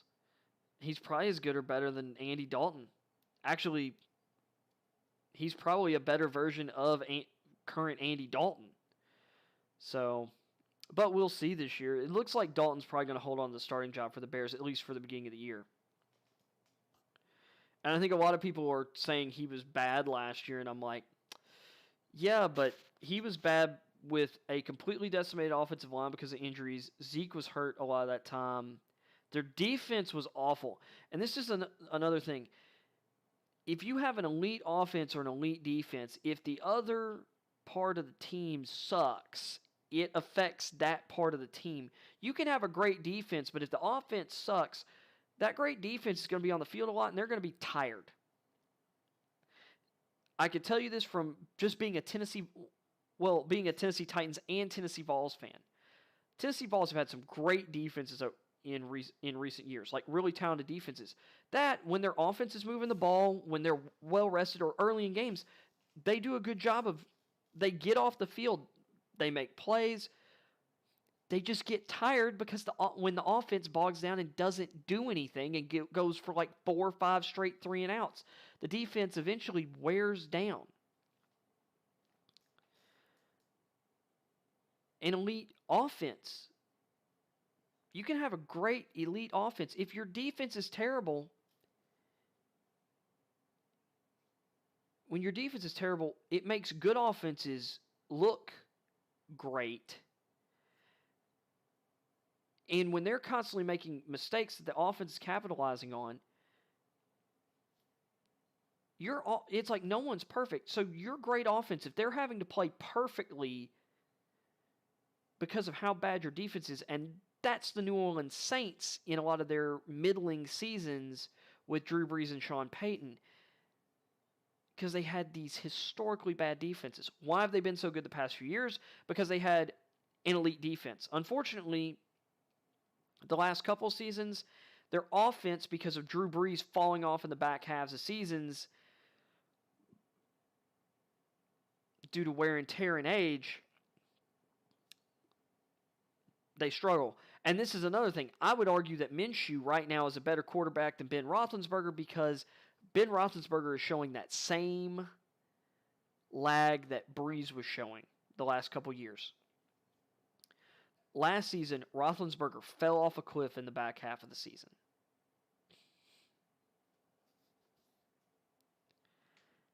And I think it's going to happen again. And he's been having stuff like this anyway. Even before that big injury, in 2019, they had to have surgery for on his, bicep or whatever, or elbow. He had these crazy home road splits where he was amazing at home and bad on the road.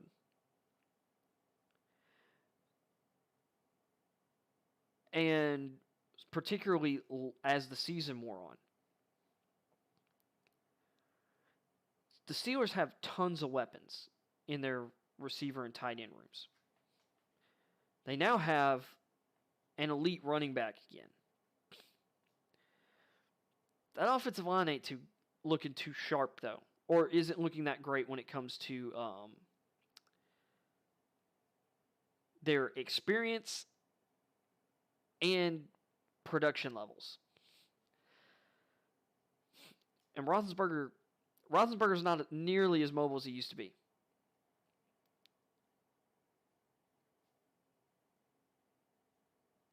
I'd rather have Minshew behind that line. And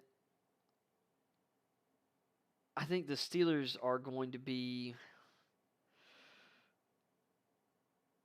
The Steelers have pieces, especially, although I'll say their young cornerback room is going to be tested heavily this year. Outside of that, it comes down to their corners and their offensive line.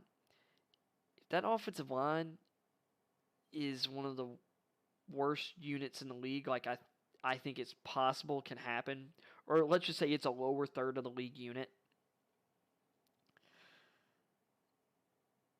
that's not good for Roethlisberger at all. And his tackles, I'd be worried about their tackle situation. And that's not going to help Najee Harris either. Which means the play action passing game isn't going to help this team a lot.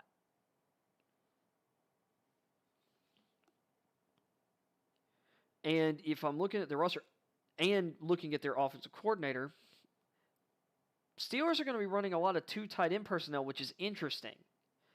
Because, they run really deep at receiver. They're 4 deep with really, really good receivers.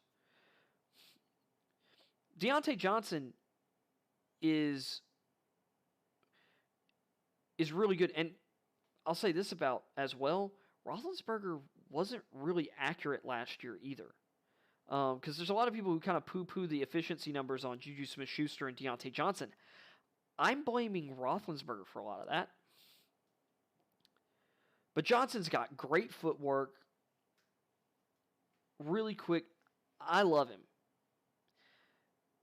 Some of the there are a number of people kind of throwing out Antonio Brown comps when he was drafted. And I don't think those are crazy. I'm not saying he's as good as Antonio Brown, but it took Antonio Brown a few years to get rolling. Deontay Johnson's has produced more in his first 2 years than I believe Antonio Brown did. Juju has a lot of talent around him at the receiver position.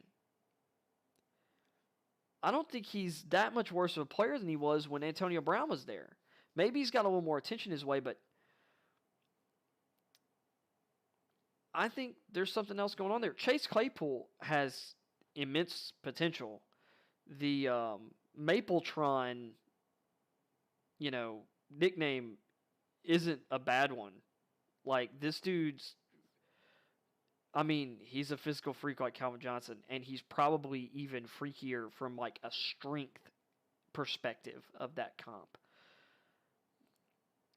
And then James Washington might be one of the best fourth wideouts in the league. Because James Washington might be or it's possible that James Washington would be the number one wide receiver for the Detroit Lions this year if he was on their roster. And he'd be a number 2 for a lot of other teams.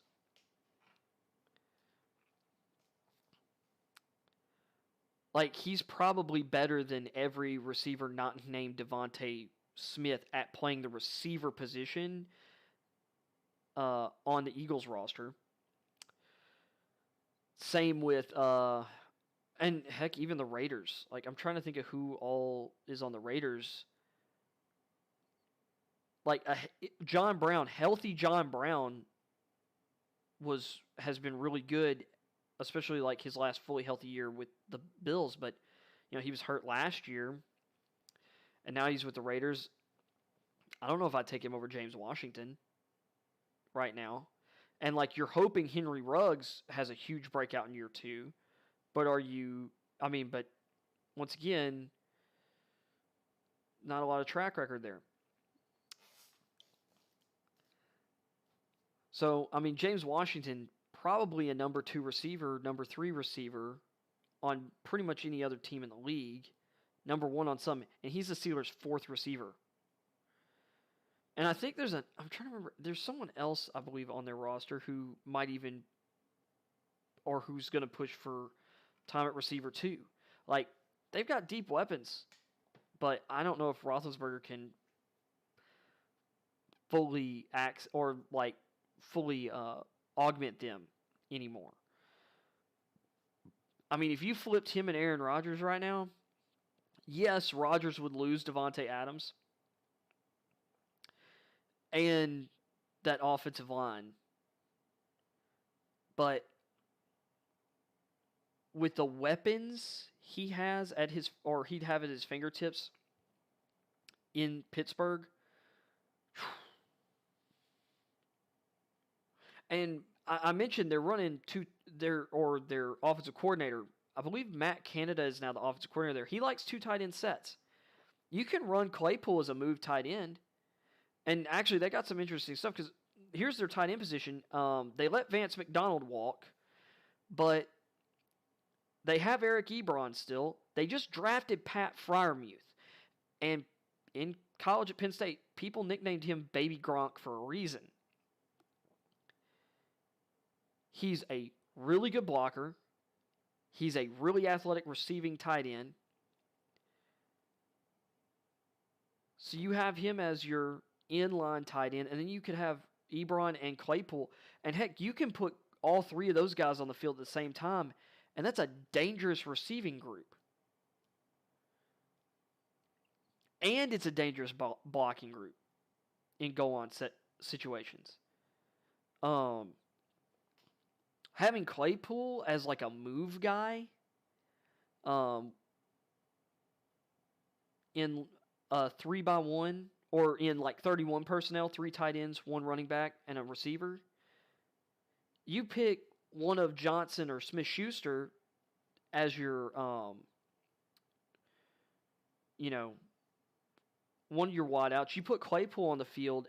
Either you can split him out at receiver, bring him in. You can have him lined up as kind of like that H-back type, like fullback tight end, kind of wing type, and motion him around. Like, Steelers can do some creative stuff there.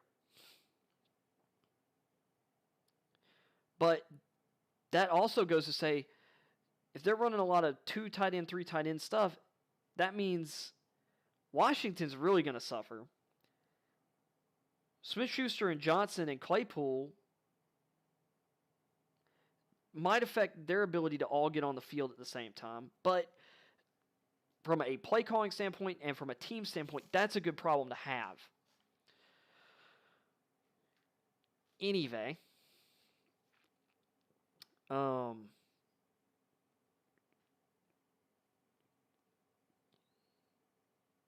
to remember where I got onto that tangent from. Talking training camps.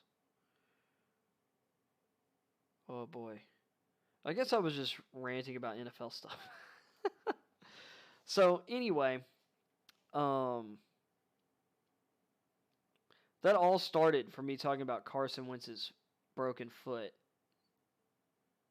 And then quarterbacks, talking about how much I love Minshew. How I think he'd probably be better than Roethlisberger. Yeah, that's how I got there. Oh my gosh.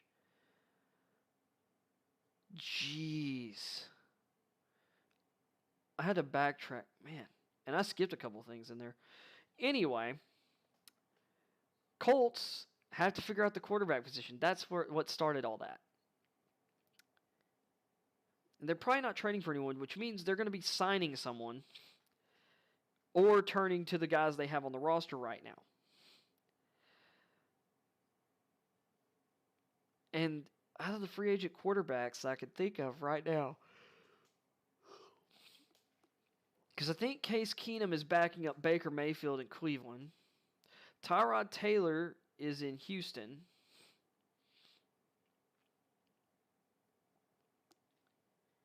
Blake Bortles literally might be the best free agent quarterback on the market.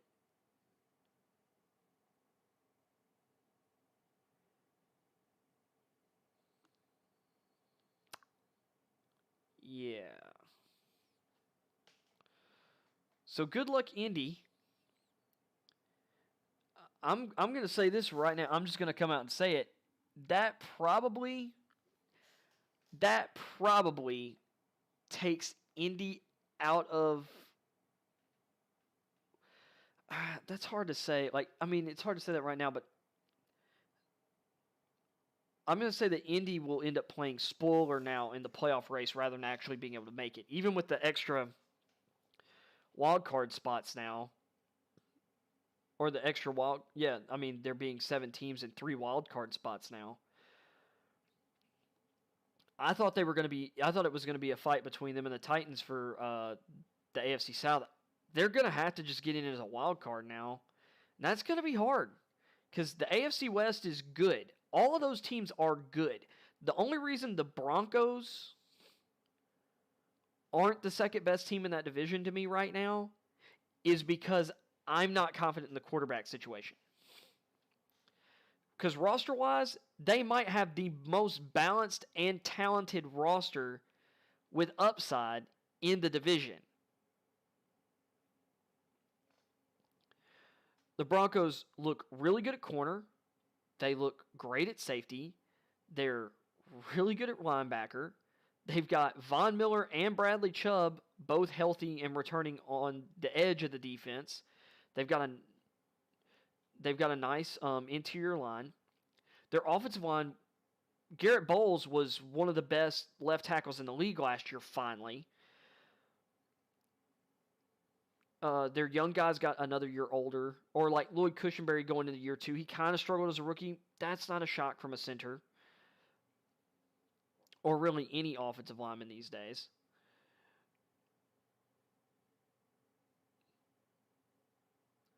They were hoping they had the right tackle situation figured out with Jawan James, but he tore his Achilles in the offseason.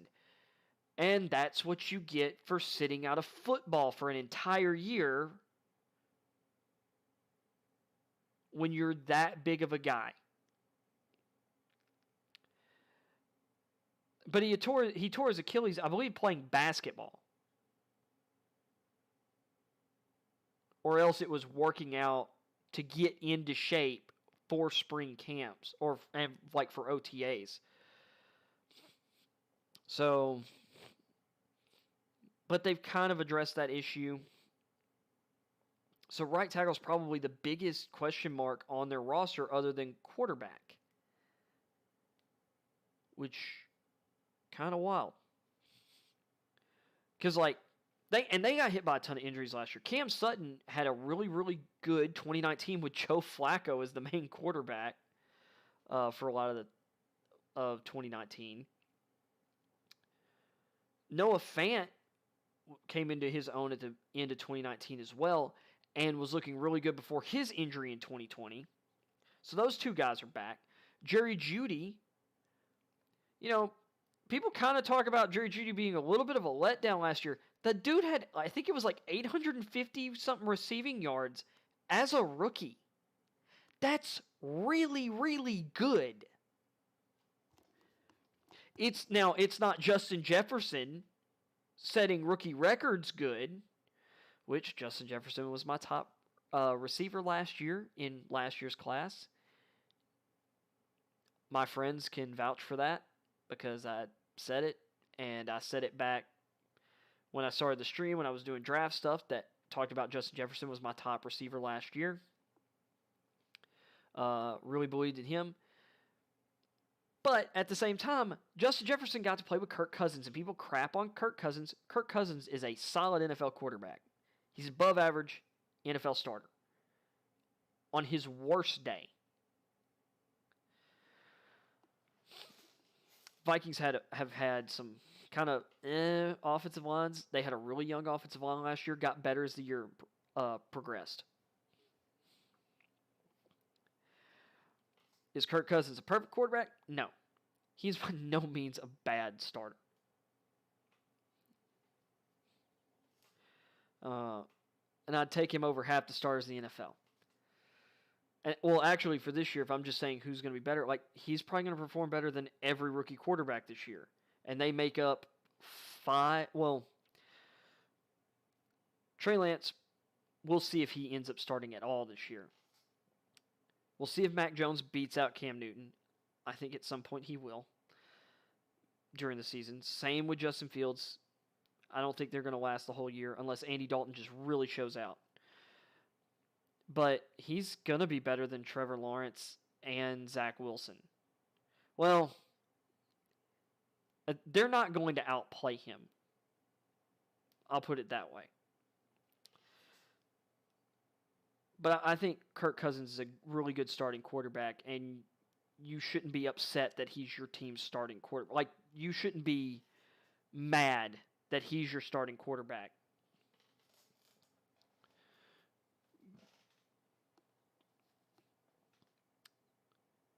Because Kirk Cousins, for the most part, was not the reason their team lost last year.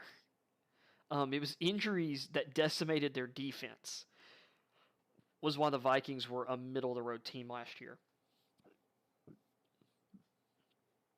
With better health on the defensive side of the ball, they should be better. Although they would have been a lot better, particularly potentially at cornerback, if their first-round pick from last year hadn't have gone and committed domestic assault and then gotten rightfully released by the team. Jeff Gladney, you're an idiot, and at the moment, you're living like a terrible human being. Stop it. Get some help.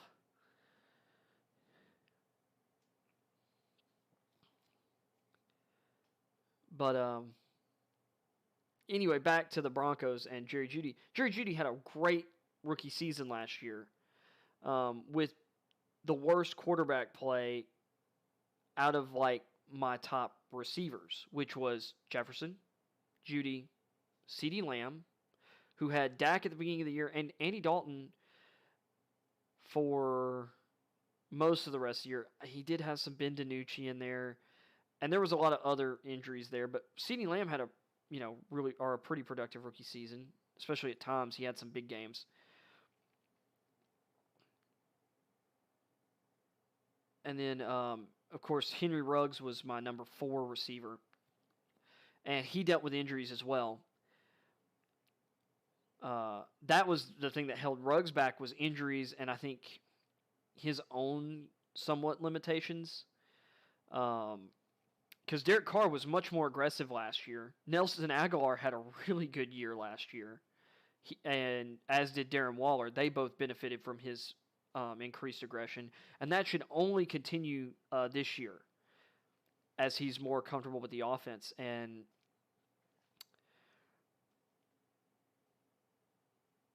And there were some times where, like, there were a couple of plays where, like, Ruggs didn't make the play on the football on some of those deep shots. So, among other receivers on the team missing or not converting those opportunities. So,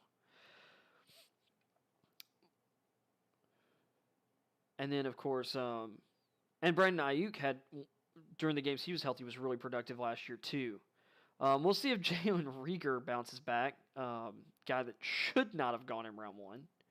Really talented, and it looks like he's doing some stuff, or he's showing a little bit in training camp, like some big flashes, but making some 50-50 catches, stuff like that. But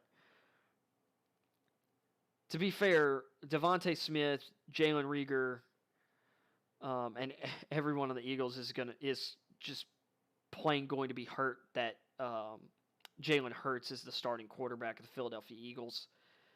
Look, the tape from last year's not good. Yes, they won. Yes, they beat the Saints. And yeah, he had that really clutch throw to Alshon Jeffrey. They brought a zero blitz, and the corner was playing terrible coverage. That, I mean, as long as you're tough, and you've got, I'm just going to say, and you've got balls at the quarterback position, you should be able to make that throw to Jeffrey that he hit for that touchdown. Yes, you've got to be willing to take that hit, but most good quarterbacks are. Most average quarterbacks are. That really wasn't that impressive of a play. And he looked awful in that final start against the Redskins. It was bad.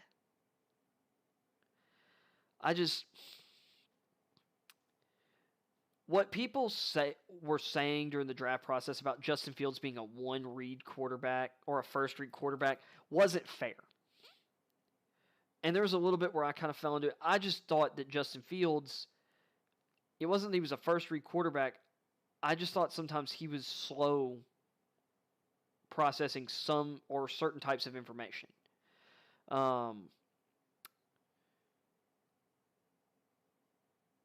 And I just liked other prospects better than Fields. It had nothing to do with Fields being a bad prospect. He's an elite prospect. I just liked all these other quarterbacks as much or more.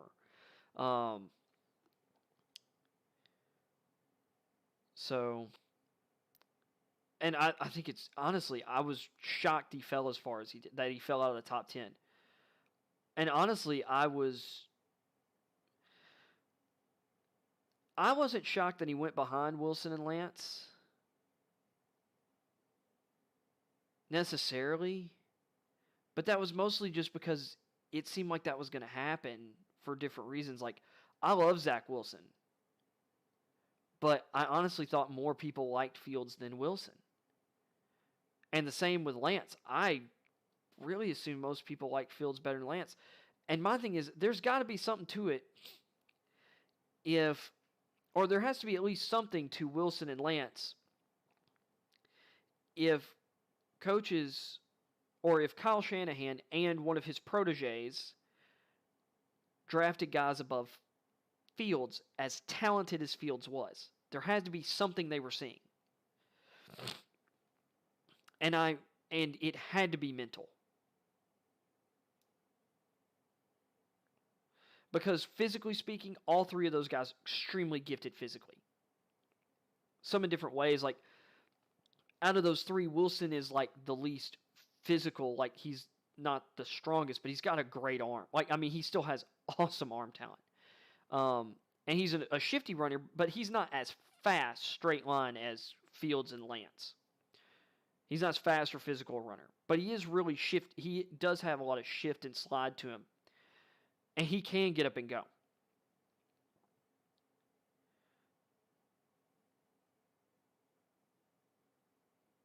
And I think Fields is more accurate than Lance. That's one thing. Like, not that Lance's arm is necessarily but like Lance, from a accuracy standpoint, he's not as far as Josh Allen had to go. But he's got work to do in that regard. But Fields has special arm talent. Fields has special athleticism at the quarterback position. So it has to be mental. And to me, I think some of it comes from the offense. Fields isn't as much of a fit for the Shanahan offense as he is for the spread type offenses like Matt Nagy of the Bears. Like, if Fields, and this is the thing for me, the Eagles should have, should have traded up to 10 to get Fields. They should have taken Fields because Hurts ain't the guy.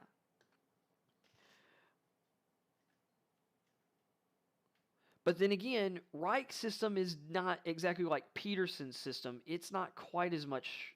Well, I don't know. It's not quite as much spread. But I don't know. I think Fields would have fit well in that offense. But if we're talking like the Kansas City or like the Andy Reid type spread stuff, which that's what Matt Nagy comes from.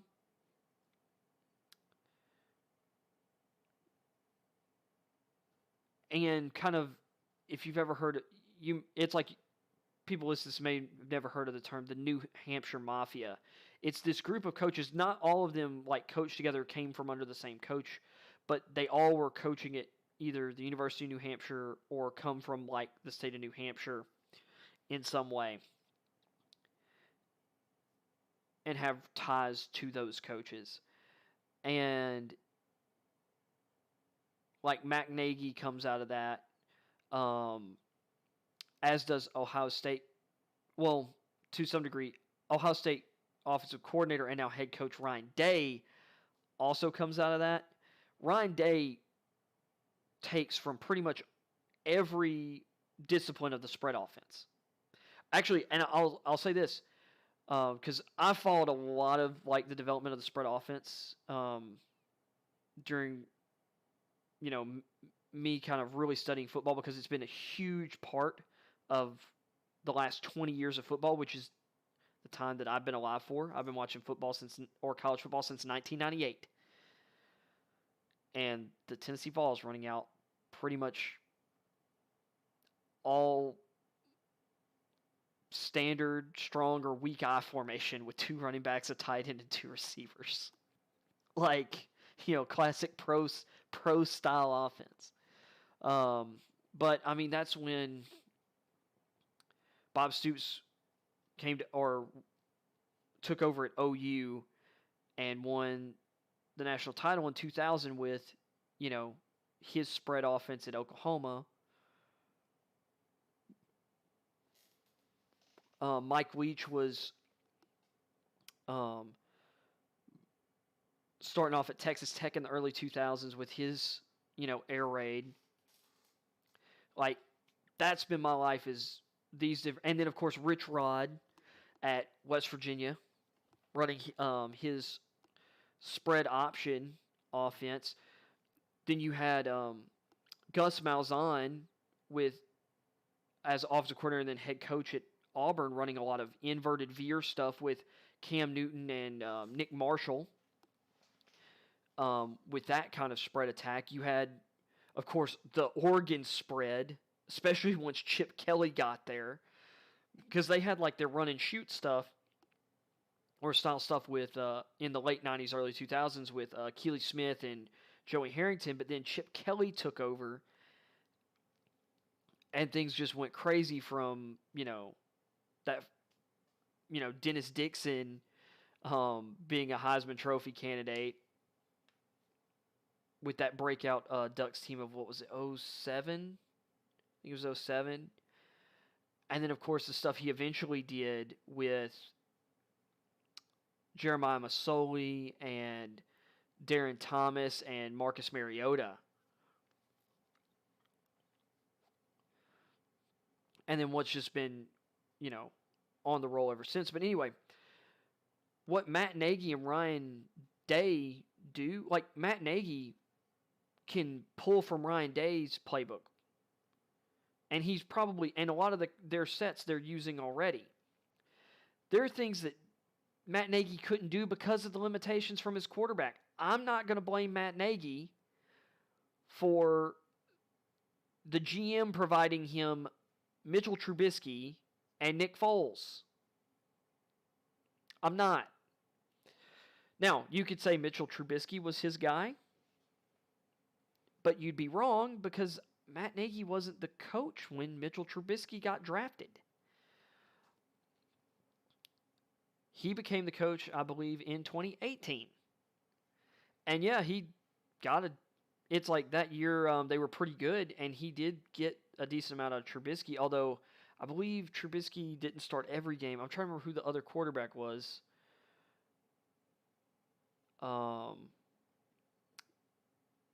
Who got starts. And I can't remember off the top of my head. But, oh yeah, I think it was Mike Glennon. But maybe that was 2017. Man, it's just so much has happened in the past few years. But Mitchell Trubisky wasn't the guy. Nick Foles definitely wasn't the guy. And Brett Coleman, once again, I'm going to reference him. His last 3 videos are great. But he did a really good video when he came back from, taking a vacation or break. He did a history of the spread offense that he released like a month or so ago. I think it was at the beginning of July. And then he did a video 3 weeks ago on Justin Fields. And I'm pulling from both of these videos when I'm talking about Fields right now and the Bears. Fields was the perfect quarterback for the Bears. Wilson would have been a good fit too because of the concepts they run at BYU. And Mac Jones could have run this offense, but he doesn't give it the extra oomph that Justin Fields does. Justin Fields is perfect for this offense because he's going to improve the run game because of his running ability. His athleticism allows their zone read concepts and their run pass option concepts to have way more effect because he's extremely dangerous with the ball in his hands. You've got to account for the run threat with him. He runs a lot of RPOs. Or he ran a ton of RPOs. He ran basically a very similar system to this at Ohio State. He knows what reads he's going to be making in those plays. His arm talent and accuracy is better than both Nick Foles and Mitchell Trubisky. Which one of the things with Trubisky was he had great physical traits, but he was like a 4.7 something 40 guy, if I remember correctly. Maybe low 4.8s, but I believe he was in the 4.7s. He was an athletic guy. He made a lot of plays with his feet. But oh my goodness, dude, his accuracy was terrible. His ability to read defenses and make simple, easy reads was bad. And he basically couldn't throw to the left side of the field. It was incredible. That's not an issue with Justin Fields. So Fields landed in a perfect place for him. Where, yes, he probably could have been successful in the 49ers and Jets systems. This is going to be better for his quick-term development to the NFL. Wilson and Lance, I think, will translate better, or a little more quickly to Shanahan's. Well, Lance was probably going to be the most work out of any of these quarterbacks. It was between him and Fields, but that also depended on where they went. I think what's going to be good for Lawrence with the Jaguars is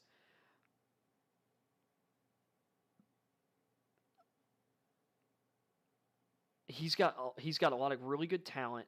DJ Chark has already established himself, even though he's young. He's established himself as a number 1 receiver for that team. Laviska Shenault going into year 2, really versatile, talented playmaker. Love him.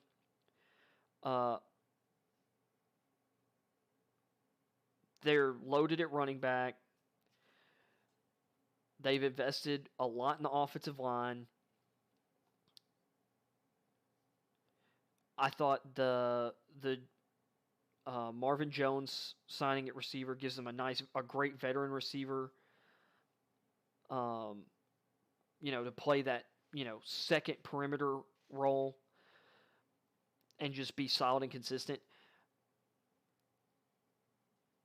Like Lawrence in a good spot. And Daryl Bevel, their offensive coordinator, or is it Darren Bevel? Anyway, Bevel is a good offensive coordinator. And he's done really good work with Russell Wilson and with Matt Stafford in the past. So,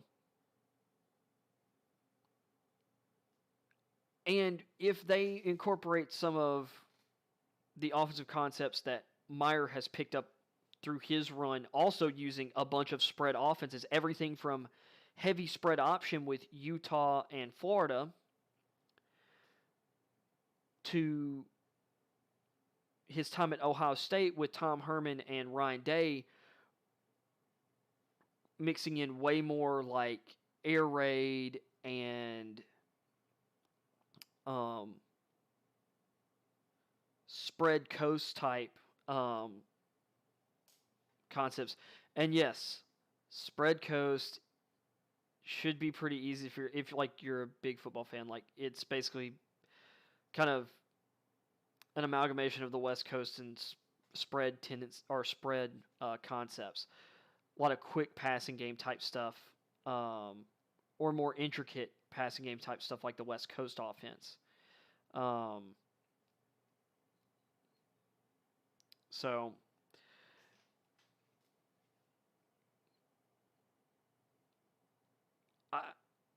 Ryan Day's offense is really incredible. So is Lincoln Riley's, because they're both very, in regards, they take from everything. They use everything, and they're putting everything together.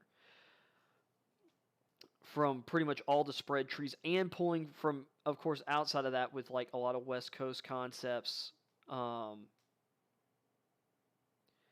And they use both zone and power. Particularly Ohio State likes to use zone and power type blocking concepts with their stuff. So they don't just run zone reads. They run a lot of RPOs with power blocking sets. See, because that's the beauty of the run pass option. It really is a run play with a pass option built in, depending on how the defense bites on the run. And it's quick passing concepts, so your linemen aren't getting too far, or aren't getting to that too far upfield line before the pass is or has left the quarterback's hands. That's what makes the run pass option different than like a lot of people who talk about like zone read and stuff like that. It is different. It's different than kind of the classic option offense type stuff.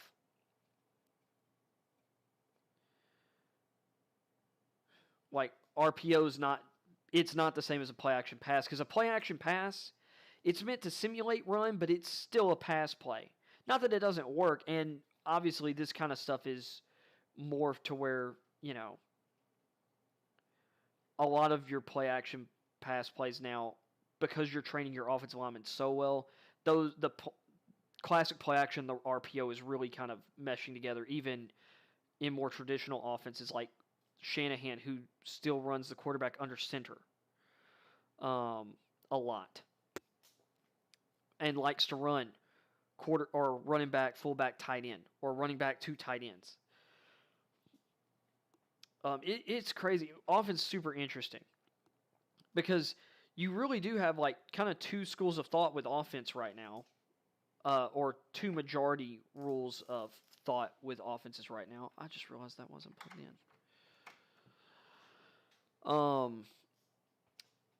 That seemed to be taking over. You had, well, I say two. I guess it's really three. You have like the Andy Reid tree, which is very much spread oriented. You have McVay's tree, which people think of it as like, well, especially early on, a lot of 11 personnel, one tight end, one running back, three receivers. They're thinking it's spread. It's not. It's a aggressive West Coast offense that's actually based off of that runs a lot of play action, uses a lot of motion, but it's a play action based. You got to have, or a strong run game is really important to that offense.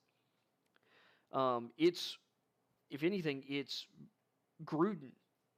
That's what it's not the same because McVay's done his own stuff and he's more some read principles into his offense, but he comes from the Gruden tree through Jay Gruden. Because he was assistant under Jay Gruden with the Redskins, now the Washington football team. They were the Redskins when he was there. That's why I used the name.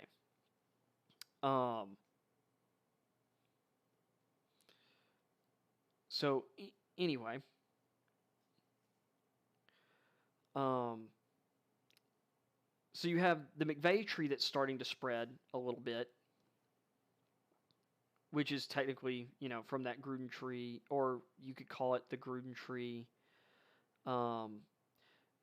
which also some of it does take some from even Kyle Shanahan, because Kyle Shanahan, I believe, had some overlap with Jay Gruden for a time, or at the very least, it seemed like they ended up coaching at same place, but maybe it was right after one another. Anyway.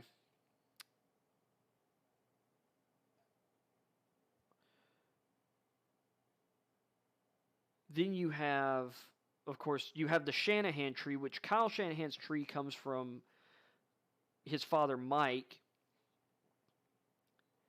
So you could also call it the Kubiak tree, but Kyle Shanahan's even different than, like, say, his offense evolved a little differently because although he was an offensive coordinator under Gary Kubiak, so I guess it's still a continuation, but like Kevin Stefanski, who was the offensive coordinator for the Vikings before Gary Kubiak replaced him, with the Browns, he comes from more of that style. And now Gary Kubiak's son, I believe, is the offensive coordinator for the Vikings. It's similar because it's that Shanahan style, but it's different than Kyle's style. Because Kyle's disciples have really flooded recently around the league. Because you have, I believe it's Matt LaFleur, who was the offensive coordinator for the Titans, and then is now the coach for the Packers.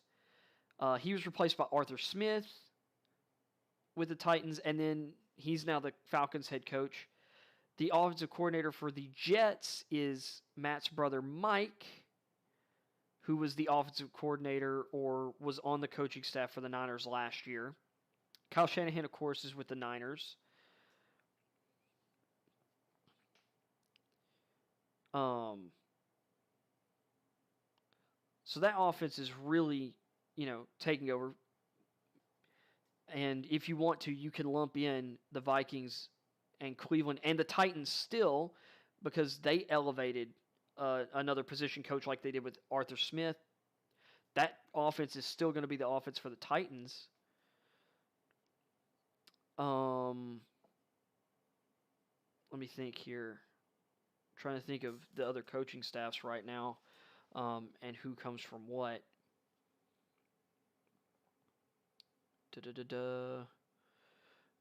The Chargers, I'm trying to remember where the Chargers' new offensive coordinator came from, because they have a new offensive coordinator too. Another head coach is Brandon Staley, who came over from the Rams after being their defensive coordinator. I don't know if he brought a McVay guy to be their new offensive coordinator, if it's more of a Shanahan guy. But I imagine it's one of the two. I'll have to look that up because I don't remember off the top of my head. Of course, the Chiefs run the reads or a more spread style of offense, as do the Bears. You've got the Bengals. Zach Taylor was the quarterback coach for the Rams before he took the head coaching job with the Bengals. So he's off the McVay tree, or that McVay kind of Gruden tree. Of course, you've got John Gruden in Oakland, and I think his brother Jay is now on the staff in Oakland. But I might be wrong. I might be wrong there. I need to look that up. But that would be interesting. Darrell Bevell is in Jacksonville.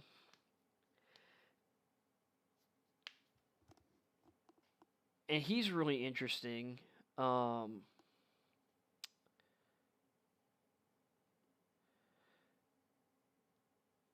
Because I would say that he's also kind of from. He kind of runs like something similar to kind of where McVay comes from. It's like a power run, West Coast offense. Well, West Coast scheme, but it likes to take a lot of deep shots. Or they run a lot of play action. Like a play action base kind of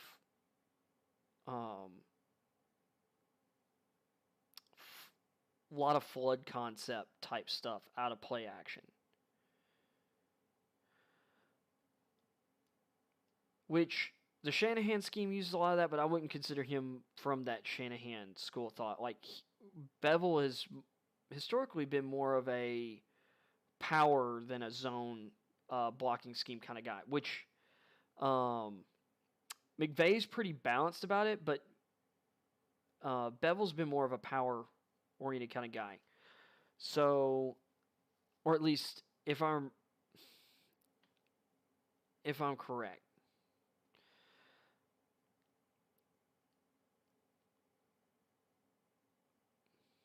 Getting kind of off in the weeds again. Then you've got the Giants who are running kind of like a Jason Garrett's offense, which is very much like a spread style offense. I'm trying to remember what coaching tree Garrett falls from. I'm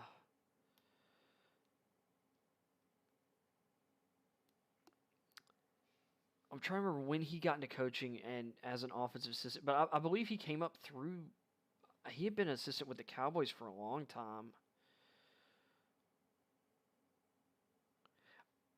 You know, he might have been from Scott Linehan, and Linehan came up through. Man, I'm having a hard time remembering. I'll have to do some research on that because that's really interesting. But right now, like a quarter of the NFL is going to be running like that Shanahan-based offense, I believe. Niners, Falcons, Jets, Packers, Titans.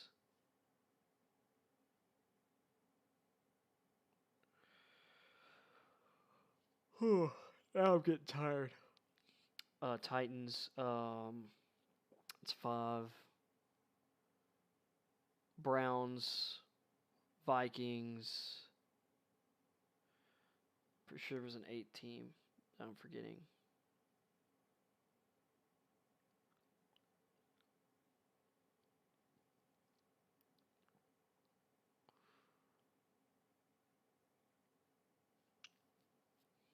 I know there was another team that I'm pretty sure I mentioned earlier that I'm forgetting.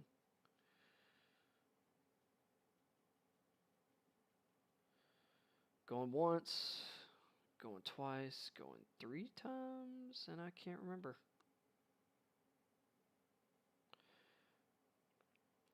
I can't remember the Broncos offensive coordinator. Now that I think about it either. Anyway, so like almost a quarter of the NFL. If 7 teams, that's almost 25%. Maybe that's like 22, 21%, something like that.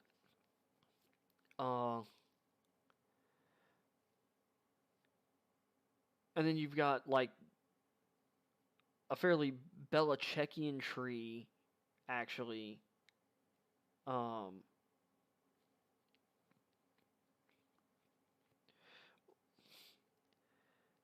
although that's kind of weird. Like Josh McDaniels has been super versatile and constantly changing things up in his time as offensive coordinator of the Patriots. Brian Daboll used to be on staff there. He was on staff there before he went to Alabama, if I'm remembering correctly, and then he went to the Bills as their offensive coordinator. And Daboll runs a very interesting kind of like spread, but with power run concepts with the Bills.